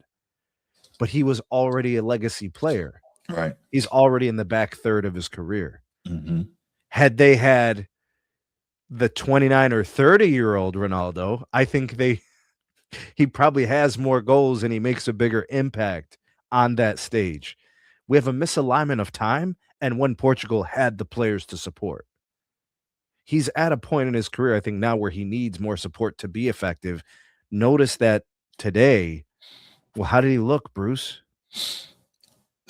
He looked pretty basic. Yeah. You know what I mean? And that was going to happen because there's no bad teams left. Right. Yeah.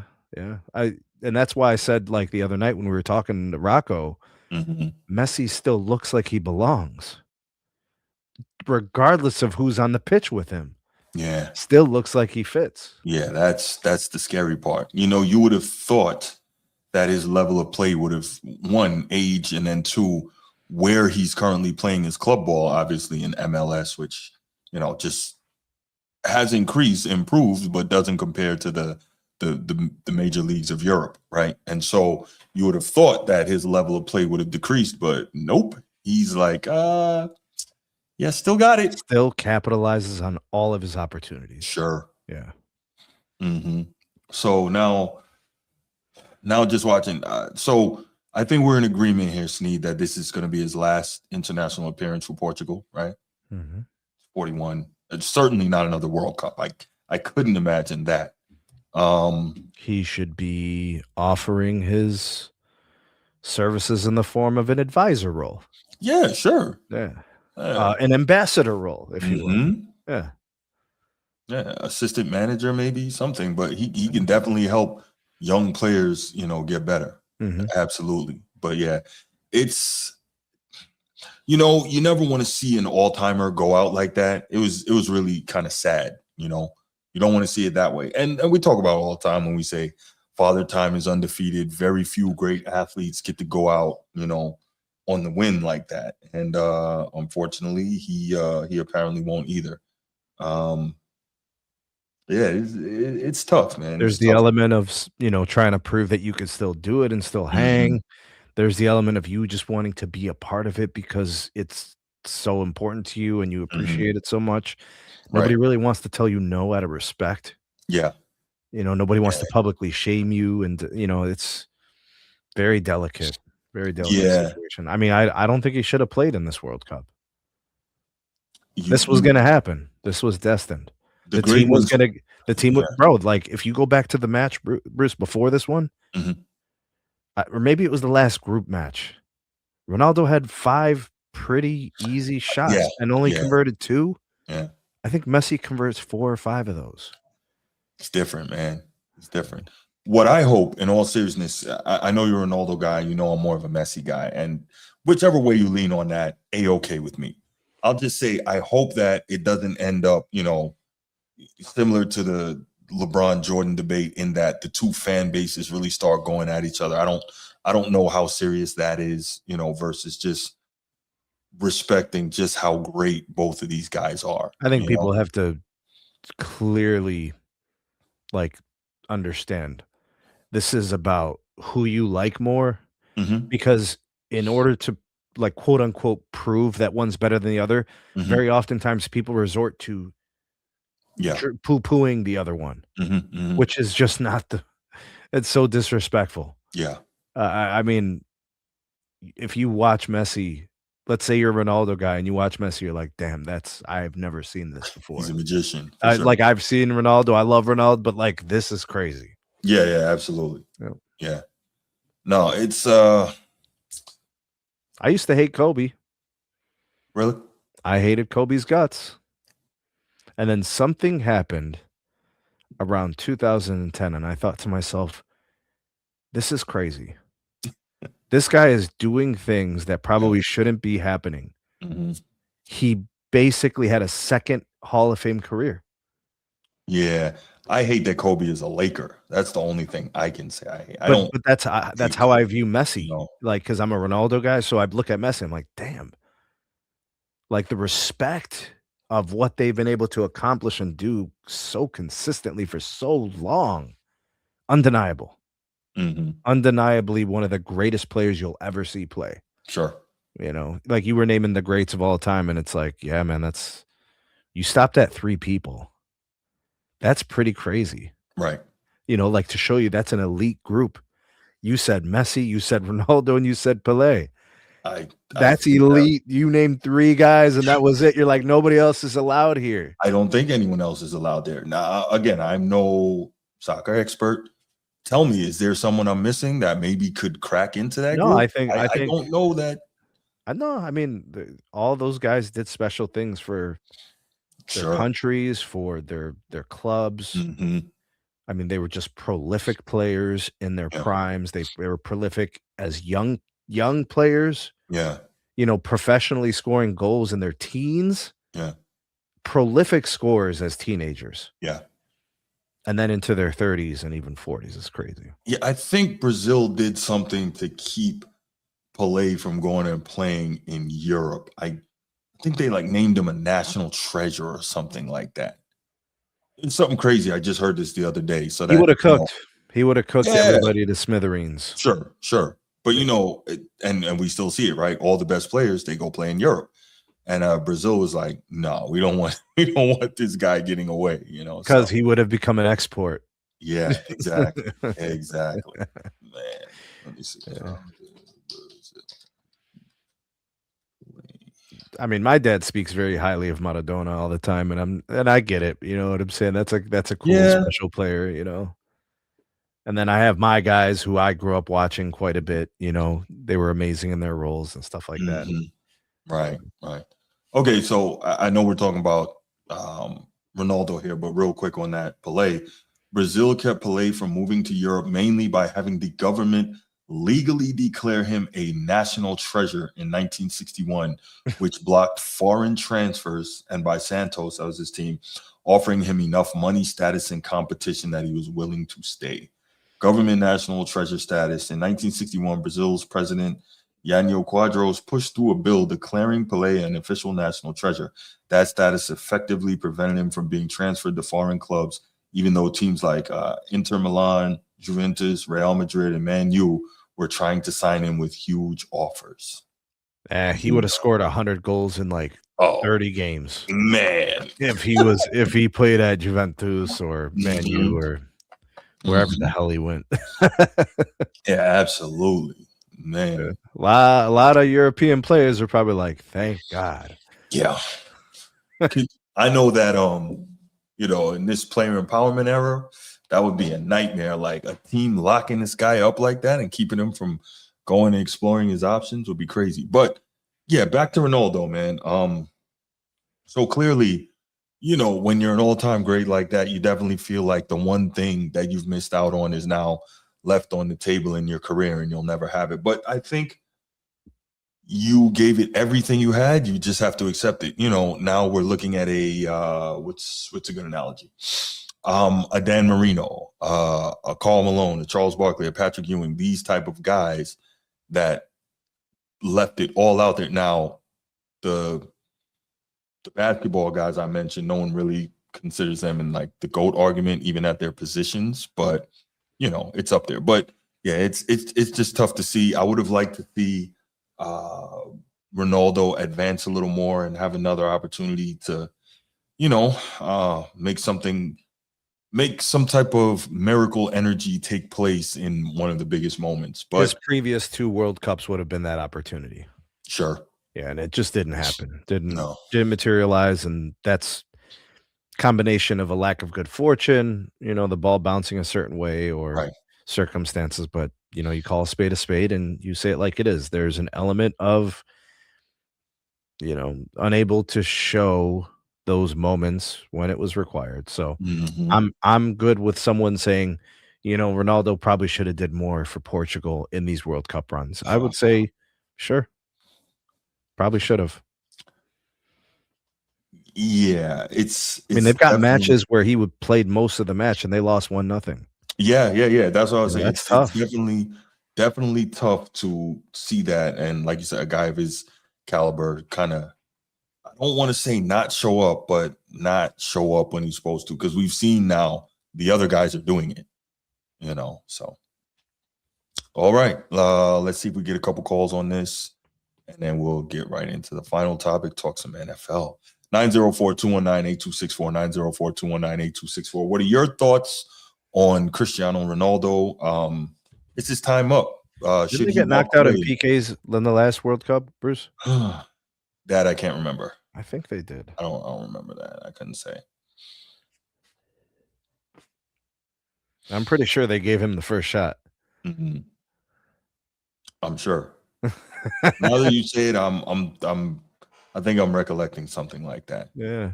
Quick side note: the clock is now becoming an enemy of Team USA here. Oh, they're threatening. They're up the field a little bit here. Yeah. Well.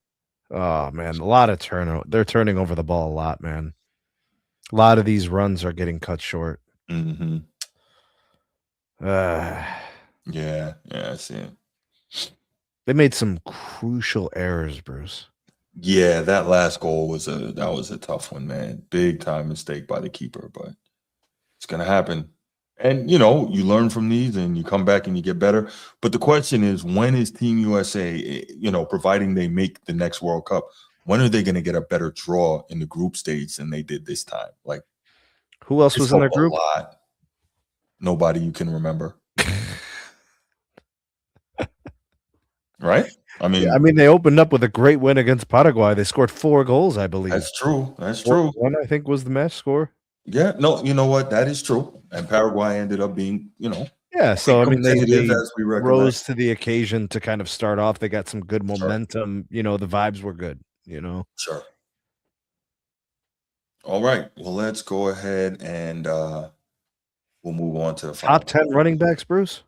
So, I was on ESPN.com and this was interesting. I think I sent you the link for this. So ESPN has a story where they did the top NFL executives, coaches, and scouts ranked the top 10 NFL running backs for 2026.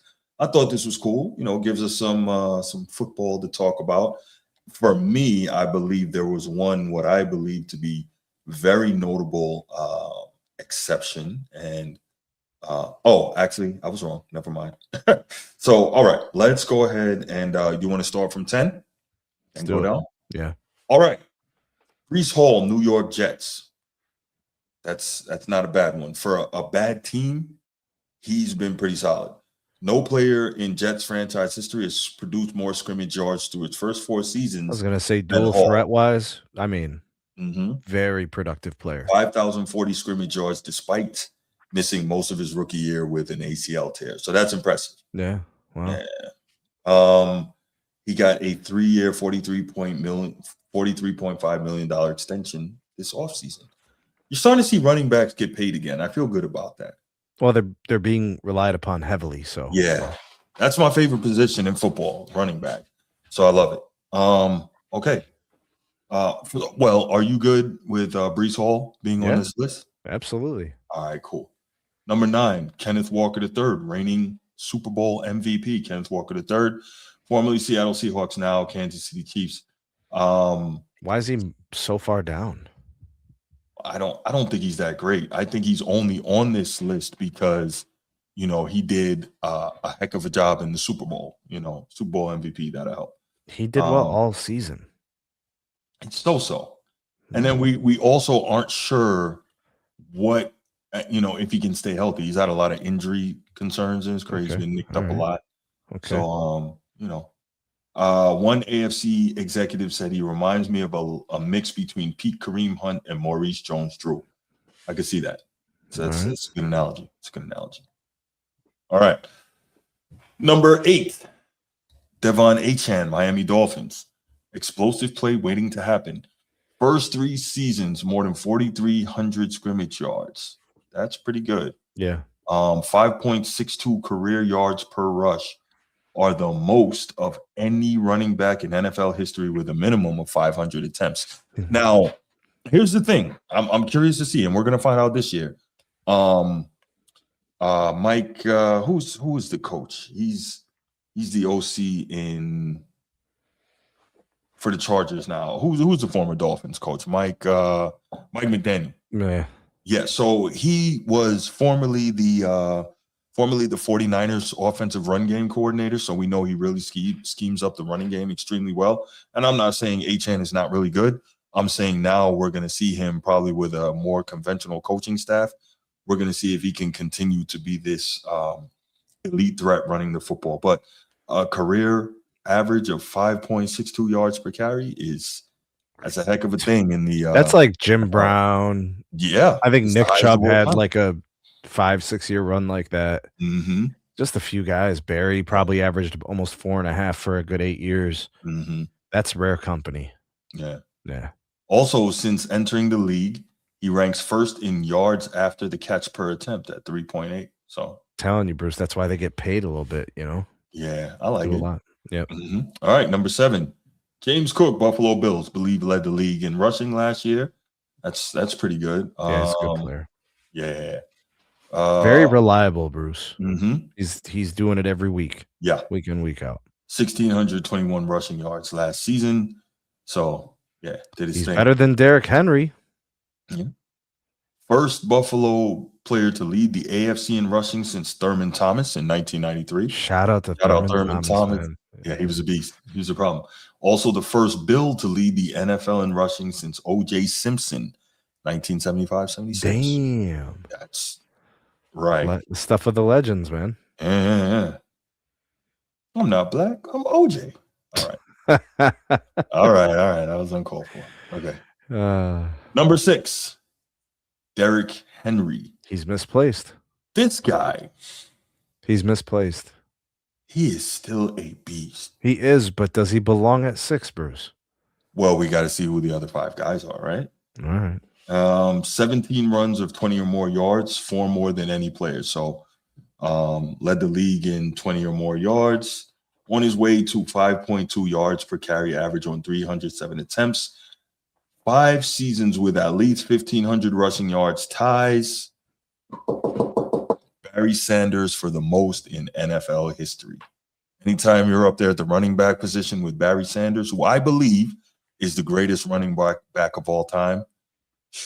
Quick note, Emmitt Smith said that if Barry Sanders hadn't retired earlier, he'd be the guy you saw that hit 20,000 career rushing yards. And I believe that. Facts. Yeah. I think he would have done it in like 13 years. Yeah. The way he was tracking was something crazy. So my only concern for the Derrick Henry piece is there's games where he disappears. Not because he's not good. No. But because of his lack of involvement in the passing game. So if I look at Breece Hall, if I look at James Cook, like the screen game is, yes, especially him.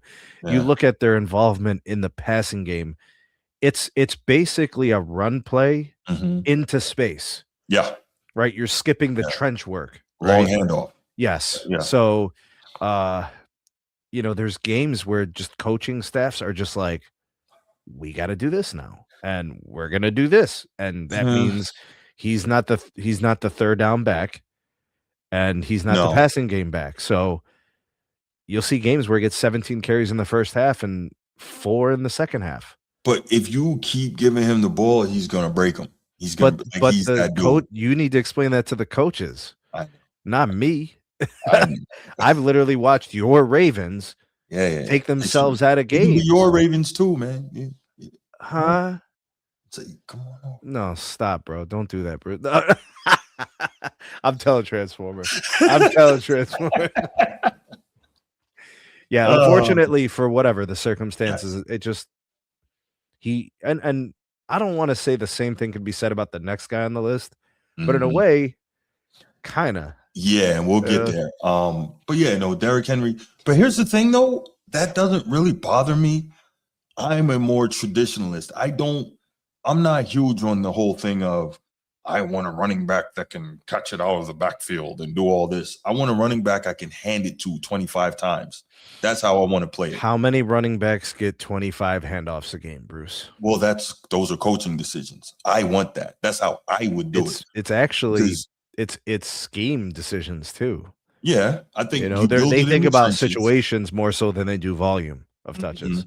I think you build it in the trenches. You have you build that big time physical earth moving O-line, and you give it to your back over and over. You play the play action off him. You RPO off of him, and if you have a mobile quarter, you can do lots of things. You don't necessarily have to particularly heavily involve your running back in the passing game. Everybody got a plan until they get punched in the mouth, bro. Sure. That's what the NFL really turns into in an NFL game.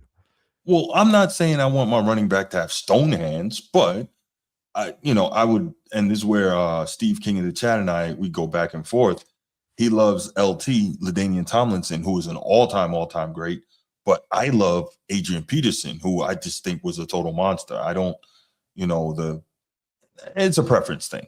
I think it just depends on what the coaching staff is doing and what they require of the player. Sure. So if I have a 4 running back room and 2 of them catch passes and are vicious in space with quality handwork and blocking, then I can give, Derrick Henry the 19 to 24 carries, and I'm giving the 5 or 6 targets out of the backfield to somebody else. Right. And that preserves guys, that, divvies up responsibilities. And obviously I think it's a little bit better for managing their reps. Risk of injury is very high in running backs. Yeah, for sure. Well, use them up and go get another one. All right. That's not nice. But That's that's how the I see truth. it. I know. Yeah. All right, number 5. This is one of my favorite running backs in the league. Jonathan Makes sense Taylor. after what you just said. Go on. I love this guy. I've been a huge fan since Wisconsin. Even Needs though 30 obviously carries I'm a game. Irish fan. Give it to him over and over. Pause. Hand that ball to him over and over. Jonathan Taylor, he has 69 career rushing touchdowns. Only Derrick Henry with 84 has more since the year 2020. That's very good company. Would you agree? Excellent. Yes. Elite. Yeah. And I would argue that Derrick Henry's had a better team, which has afforded him more opportunities. Sure. Yeah. He's got really good breakaway speed if he finds a hole. We saw that. The only thing is, I think that, if he can get a little more help, whether schematically or personnel wise, to take they're stacking the box, pressure bro. off it. They're stacking the box. Remember how he started off last year? He was in the MVP running. Yeah. And then the second half of the season really slowed They down. really didn't want to give him the MVP. They're like, come on, man. No way. Listen, for a running back to get the MVP, he's got to rush for like 2,200 yards. And that's 15 to 20 TDs. Yeah, for sure. Like, it has to be record breaking. That at all costs they want to give it to a quarterback. What's the record for TDs? Rushing? For a running back, yeah. 30? Sheesh. It's like Sean Alexander or Priest Holmes. Yeah, that sounds about right. Yeah. You're talking about the 2000s. I remember those. Yeah, like 28 or 30. Yeah. Yeah, let's see real quick. You have the list up? Of these running backs? Yeah. Yeah. Okay. Yeah, take it to number 4. I'll check the record. Number 4, we got Christian McCaffrey, San Francisco 49ers. The epitome of a Swiss Army knife running back. I think he's also kind of been the staple of, being a good teammate, being available as much as he could for most of his career. Mm-hmm. Just recently, the last few years, Bruce, the knick-knack injuries are starting to pile up a little bit. Some of the soft tissue injuries. Yep. You're seeing the calf stuff, the hamstring stuff, I believe. Some of the knee things are just scored again. Sorry. 4-1. The levees are broken. Yeah, this is bad. Yeah. Yeah, you got Lukaku scoring goals. You're done, bro. Yeah, only 2 more minutes of pain. This is almost over. All right, good. Yeah, I think as a dynamo coming out of the backfield, he's going to have like 10, 12 targets out of the backfield. Mm-hmm. He runs wheel routes. He goes into the slot sometimes and catches slants and smoke screens. Like, they do a lot with him, and he just always presents a danger.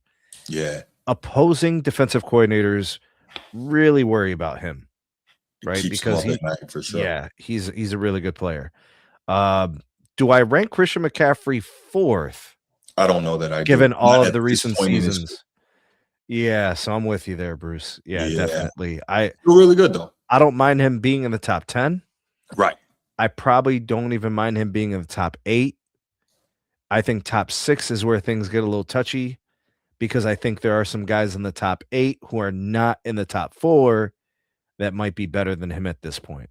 Mm-hmm. So that's my only concern. Is just he is. I think that's fair. Yeah. By the way, rushing touchdown record is Steve's guy, LT, LaDainian Tomlinson, with 28 in 2006. So that's crazy. And how many receiving did he have that year? That's a great question. So he had 28 total? 28 rushing. I mean, I would assume he probably had like 5 more or something like that. Did he throw one that year? Probably. Receiving. What about the 2-point conversion, sir? Wow. Did he have that season? Let's find out. Okay, so he had 3 receiving touchdowns and 2 passing touchdowns. So he had 33 total. Yeah, one of the most unique talents to ever grace a football field, bro. Yeah, for sure. Jeez. Well, there you go. Yeah. All right. Where were we? So, by the way, Christian McCaffrey. Yeah. You can't say it's the coach, because he was great in Carolina. Yeah, he was. Yeah. And he was way more durable than anybody thought he was going to be. I was going to say that. That's something that has really surprised me in his time in the NFL, even though he's had injuries. his strength between the tackles. I didn't expect that at all. Much better through the tackles than I thought he was going to be. Yeah, I didn't want to see say that. he was at Stanford. Yep, I hated him in college. Hated him. Giving you guys problems, bro. Cooked us. Hated that guy. Hated him. Hated Toby Gerhardt. Hated Bryce Love. Gerhardt, oh man, God. I remember. Yeah, wow. Toby Gerhardt ran for 2,000 yards in college at Stanford. Yeah. Hated Bryce Love, that speed freak. Couldn't stand him. I think he's a doctor now. Stanford. Those guys aren't dumb. I believe that's the only school in the country you have to get accepted to the school before you can sign a letter of intent to play ball there. There you go. It's not good enough to just play sports. No. At all.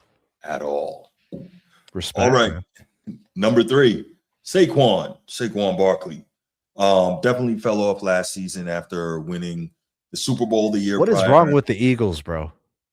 I don't know. I think they'll be back this year, though. Okay. All right. Yeah. Well, we know that what's his name? Jason Kelce retired last year. He was done, right? That was a big one. And I think somebody else had injury. So they, their offensive line wasn't the same as it was. Weapons have moved around a little bit. They've made some decisions on some players. Correct. Maybe a transition year, if you will. Yeah. Maybe coaches kind of out of their element, sort of. Mm-hmm. Yeah. And still, he had 1,180 rushing yards last year. Did he turn 30 yet? Is it about 28, 29? He's 29. Yeah. 29. So about that. He's a very explosive player. He's very dangerous in space. Absolutely. He bounces it out a little bit more than I like. Mm-hmm.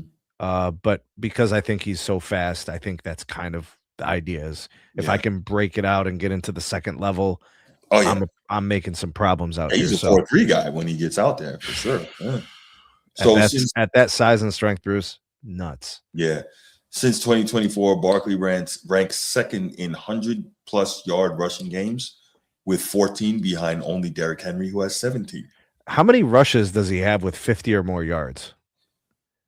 I'm sure he's got a lot. He's like right I'm sure up he there. had a bunch in 2024. Yeah. He had a ton. Dangerous. So remember how we were talking about Christian McCaffrey keeping defensive coordinators up at night? Oh, yeah. You got to think that Barkley might be even worse. Yeah. For sure. Yeah. Only a couple guys left, Bruce. Saquon Barkley, respect to him, man. Yeah. Number 2, Jahmyr Gibbs. See, and this is what I talk about. These are the type of guys that they like, those elite in space type guys who can run it and they can also catch it, and he's a speed freak too, right? Super fast. Yeah. So Gibbs 18 touchdowns in 2025, our second most in a season in Lions history, trailing only Gibbs himself in 2024 with 20. So back-to-back seasons, elite level production. Right. Yeah. Which is crazy because, again, we talked about arguably the greatest running back of all time, Barry Sanders, was a Lion. So that says a lot. Yeah. He's got 39 rushing touchdowns in 3 years while splitting time, which is crazy, right? Sonic and Knuckles up there in Detroit. That's kind of wild. Yeah. They moved on from what's his name, didn't they? What they do? Yes, because I think they got David Montgomery. Yeah, he got traded to Houston. So looks like Jahmyr Gibbs is going to be the guy. So he averages since 2023, he averages 225 carries a year, which really that's not bell cow back numbers, but that's still very good. The interesting thing here is there are people who will argue Jahmyr Gibbs is a better running back than the guy at number 1. I suppose, but so the guy at number 1. NFL coaches, execs, and scouts have Bijan Robinson of the Atlanta Falcons as the best running back. You think he's clearly the best?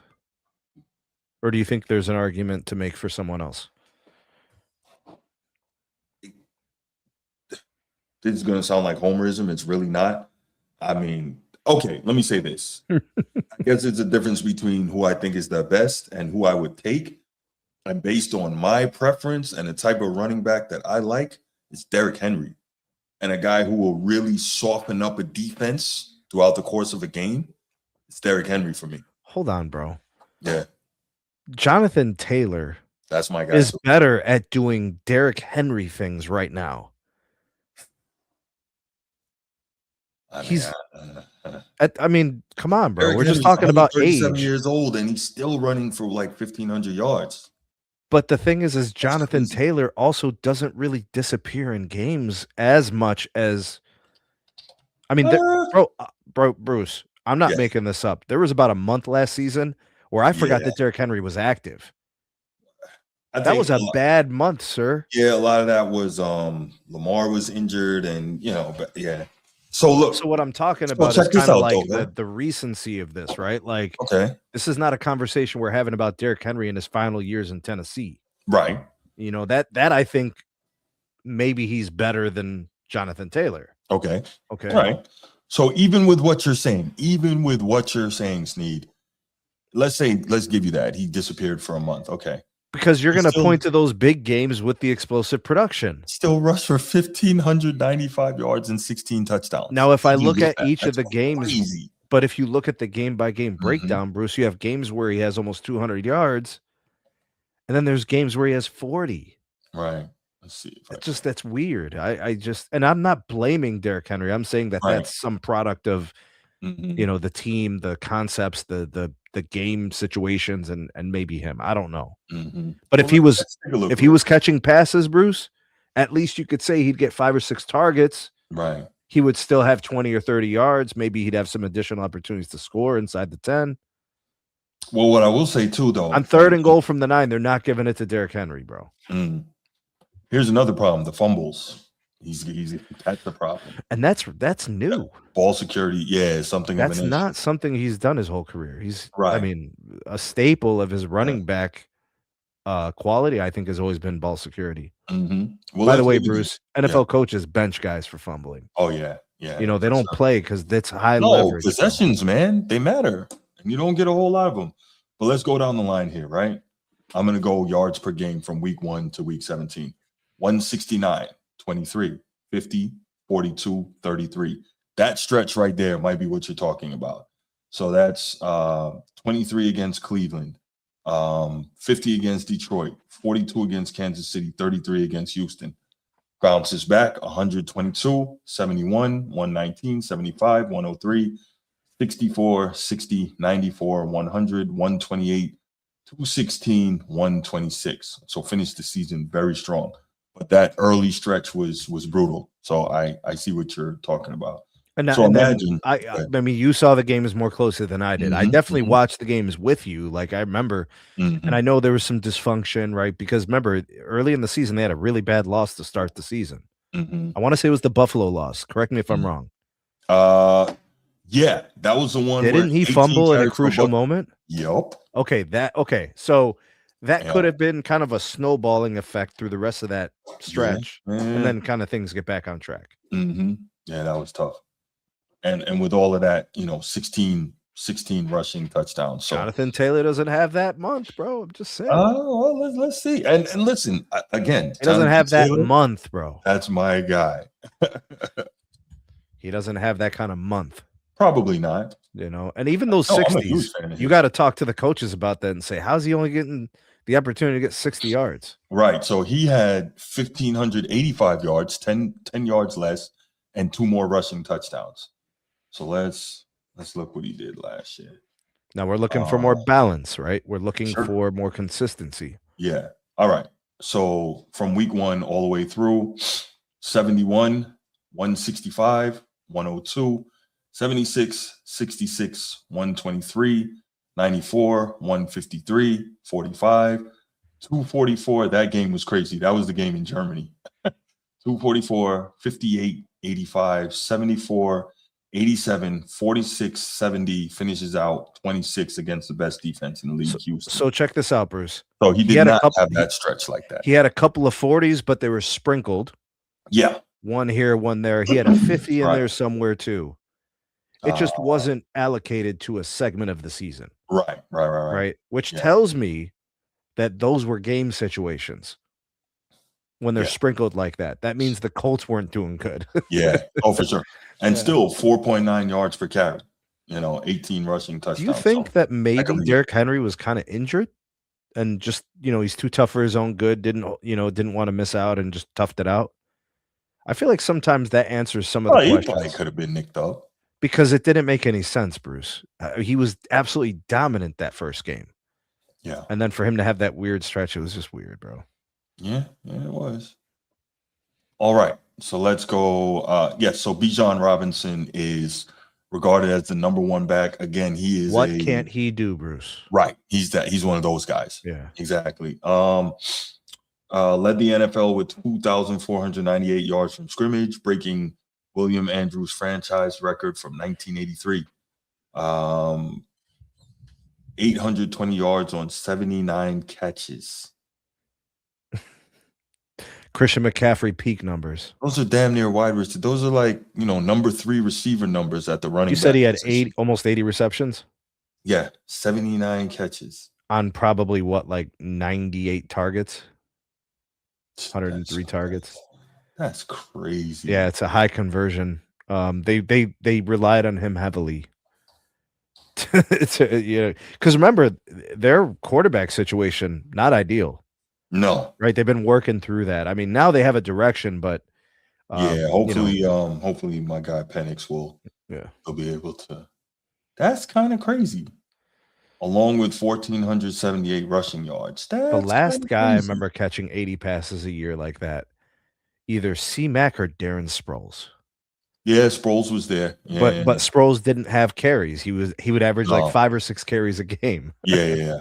Mm-hmm. And he was getting what? 3.5 yards, 4 maybe. Yeah, let's see. Jeez. Bijan, serious, man. And averaging 10.4 yards a catch at the running back position. He's dangerous out there. That's for sure. Yeah. Shifty, fast. Yeah. 4 receiving touchdowns as well. Like his strength is kind of underappreciated, Bruce. But you can see it when you look at him. But I think when he's running, I think because he sheds those tackles so easily, people just kind of don't pay attention. Those are NFL linebackers trying to bring him down. You really got to wrap that dude up and really drive through your tackle. There's no arm tackles on Bijan, bro. Right. Stick your arm out. He's trying to rip it off, bro.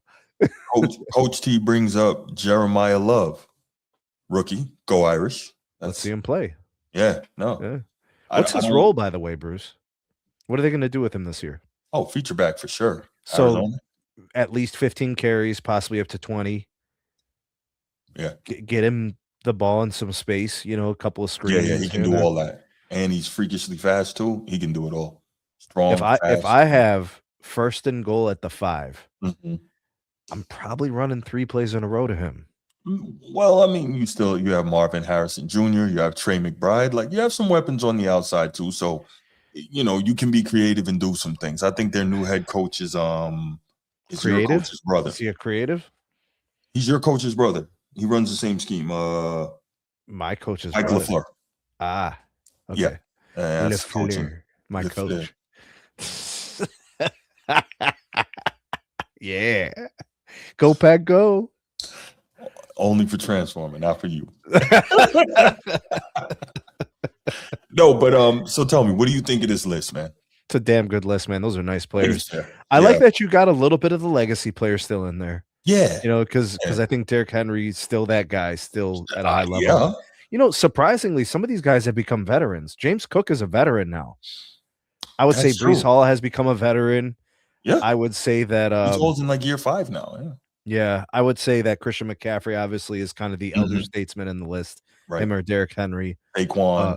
I would say that it's nice to see a balance of these like 5th, 6th year guys and some of the 7th, 8th, 9th year guys. Yeah, no, that is cool. A lot of respect for these guys. The running back position in the NFL is very fickle. Yeah. So this is a very elite group of players. Yeah, absolutely. Yeah, and so it's nice not only to see the appreciation of the position, it's also nice to see guys getting paid doing it. That was a problem for a while, bro. Yeah, man. If you weren't like a top pick coming into the league, you had to show and prove for like 3 years before you got a contract. And that was like painstakingly giving you a contract.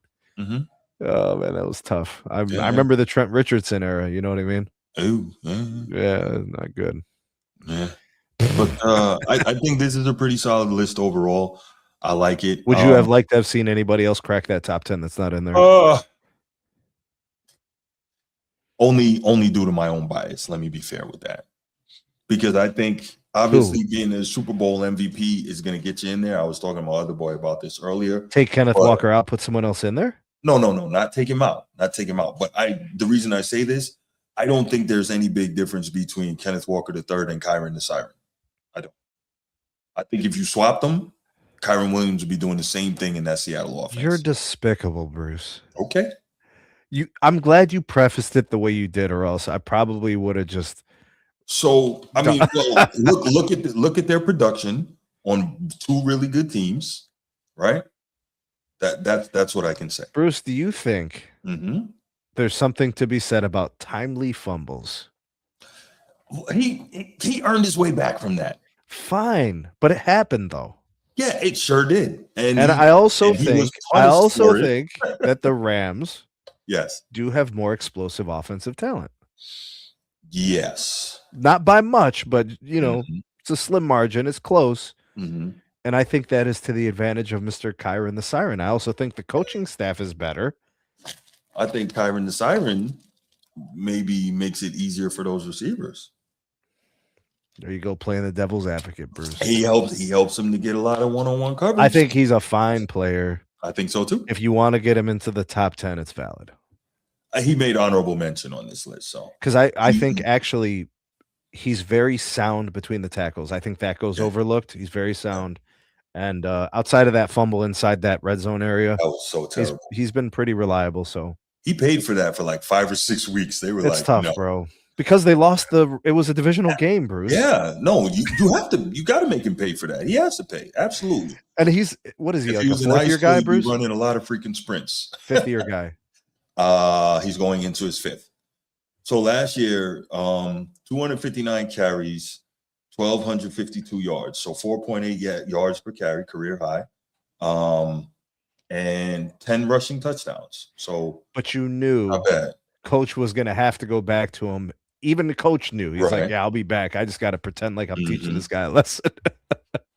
Look, he deserved to get that lesson. But you remember McVay resorted to just fade routes to Devontae Adams inside the 5. So now in the same amount of games now, Kenneth Walker III had 221 carries for 1,027 rushing yards, 4.6 yards per carry, less yards per carry, less total yards. He did have less carries overall. So that's why I'm saying, like, if you swap them, I'm not trying to disrespect Kenneth Walker at all. I think if you put each one in the other one's offense, they would be just as good. That's all I'm saying. You taking out Breece Hall? So this is where I was going next.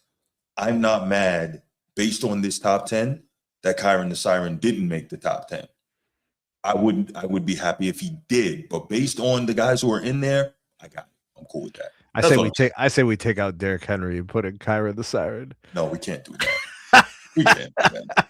No, put you in a tough spot, Bruce. There's no tough spot. Kyron is my guy. Go Irish. But no, that's not. No, we have. All right. So Breece Hall, Kenneth Walker. Yeah, we got an argument to be had to try to sneak in Kyron the Siren. Look, let me say this. Kenneth Walker III is a Super Bowl MVP. That boy good, bro. He got Ronald McDonald a ring. So let's keep him in there. Let's keep him in there. Super Bowl MVP will do that for you. Wouldn't you agree? Yeah. I mean, hey, if the Jets go to the Super Bowl, Breece Hall could be the Super Bowl MVP. Hey, who knows, right? I mean, they're not going to the Super Bowl, but wait, who got the Super Bowl MVP the year the Eagles won it? Was it Jalen Hurts? Jalen Hurts? Yeah.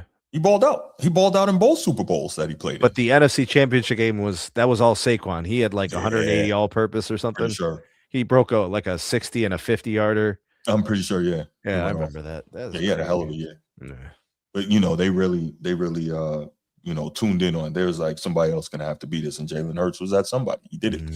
So yeah. But All right. Overall, I think this is a great list. Let's open up the phone line, see if anybody wants to call in 904-219-8264, 904-219-8264. Your thoughts on this ESPN top 10 running backs list for 2026 based on executives, coaches, and scouts in the NFL. Do you think they left anybody out? Do you agree with the list? Would you rearrange it? Is there someone that you would put in that's not currently there, whether it's Bruce. Yeah. Barkley was ranked number 1 last year in this list. Right. Well, coming off of the year he had, I think that would have been deserved, right? He got downgraded. Yeah. Well, he didn't have the same year. He went from 2,100 rushing yards, including the playoffs, down to about almost 1,200. So huge drop off. Mm-hmm. So again, everyone knows how talented he is, but you can't put him at number 1 with that sort of drop off. Valid. Yeah. I want to see what Jonathan Taylor does this year. I want to see what Derrick Henry does this year. You would say that they're going to have better situations? I think the Ravens are going to be a similar situation to what Derrick Henry has had before. Still, I don't know what the Colts are going to be, man. Hopefully the O-line is healthy. Hopefully Quentin Nelson, go Irish, remains healthy, and keep running behind that guy. He's going to be a Hall of Famer one day. He is a earth mover at guard. I think he's been in the league like 4 years. I think he's been All-Pro twice or 3 times. That was fast. Man, listen. That was fast. Let me see. Quentin Nelson, that dude was a bad man. Bad man. He had some injuries. Still found a way to get 2 All-Pros? Well, his All-Pros came early in his career. Let's see. Whoa. He's been in the league that long? I was about to say, how did he get all these? 2018. Wow. So 8 years, Bruce. 4, 5, 6, 7, 8. I didn't remember him being in the league that long. Okay, so drafted out of where, Bruce? The University of Notre Dame. Got some nice pros coming out of there, huh? Nice pros, especially on the O-line.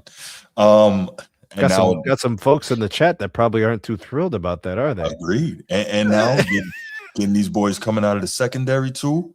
Might have one of the top quarterbacks taken this year. Had 2 running backs in the first round this past draft. Hey, man, Southern California got a lot of sunshine, but they ain't got the pros like so much. Just saying, bro. So this is crazy. In 8 years, that's crazy. 8 years already. So in 8 years, Quentin Nelson has been his first 3 years, first team All-Pro. 4th year, second team All-Pro. Then he was Pro Bowler the next 2 years. Then the last 2 years, second team All-Pro. So he's already got 3 first team All-Pros, 3 second team All-Pros. So that's 6 times. Now, if I compare that to all-time greats, right? There's probably 10 or 12 guys that have done that. Yeah. That sort of statistic. That's already Hall of Fame right there. 6-time All-Pro. Well, you remember when they started talking about Joe Thomas as a Hall of Famer in his 9th year? Joe Thomas is one of the best to ever do it. But that's my point. Is like they know by the 8th or 9th year, this guy is like the best at what he does basically every year for the last decade. So let's put it this way, right? Remember Zach Martin from the Cowboys? Yeah. Go Irish. He also had to rub that in, bro. There you go. Bro. He's 7-time All-Pro at the guard position. Automatic. By the way, that was a good era for guards. He's walking in. Yeah. That was a very good era for guards. So he was like the competition at his position for All-Pro designation was very high. Yeah. He's gonna walk in first ballot Hall of Fame. Like, he's a pretty tough guy, bro. I remember him having some injuries and playing through a lot of them. A lot of respect for guys like that. Yeah. So Quentin Nelson. By the way, some of those Cowboys teams were complete choke jobs. Yeah. Bless him for working through all of that, bro. Jerry and all that nonsense. Geriatric. Sure. We're gonna go all in. Yep. Sure, you're right. There's no check I wouldn't write to win another Super. Yeah, okay.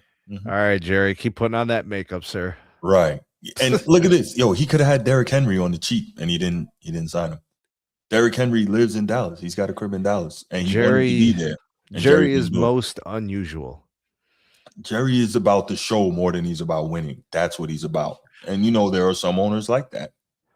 And And there are some politicians like that. Yeah, listen.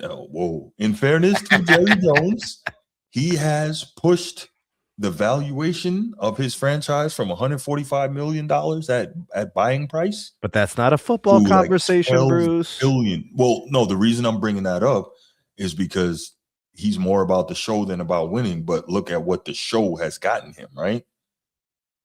So when he passes, would you like us to bury this money over you? No, but his family, his children are going to be chilling. And what do you think they'll do with that money? OnlyFans subscriptions. Wow. I think he put it in writing too or something like that they can't sell the team. Like, it's crazy. Yeah. But anyway.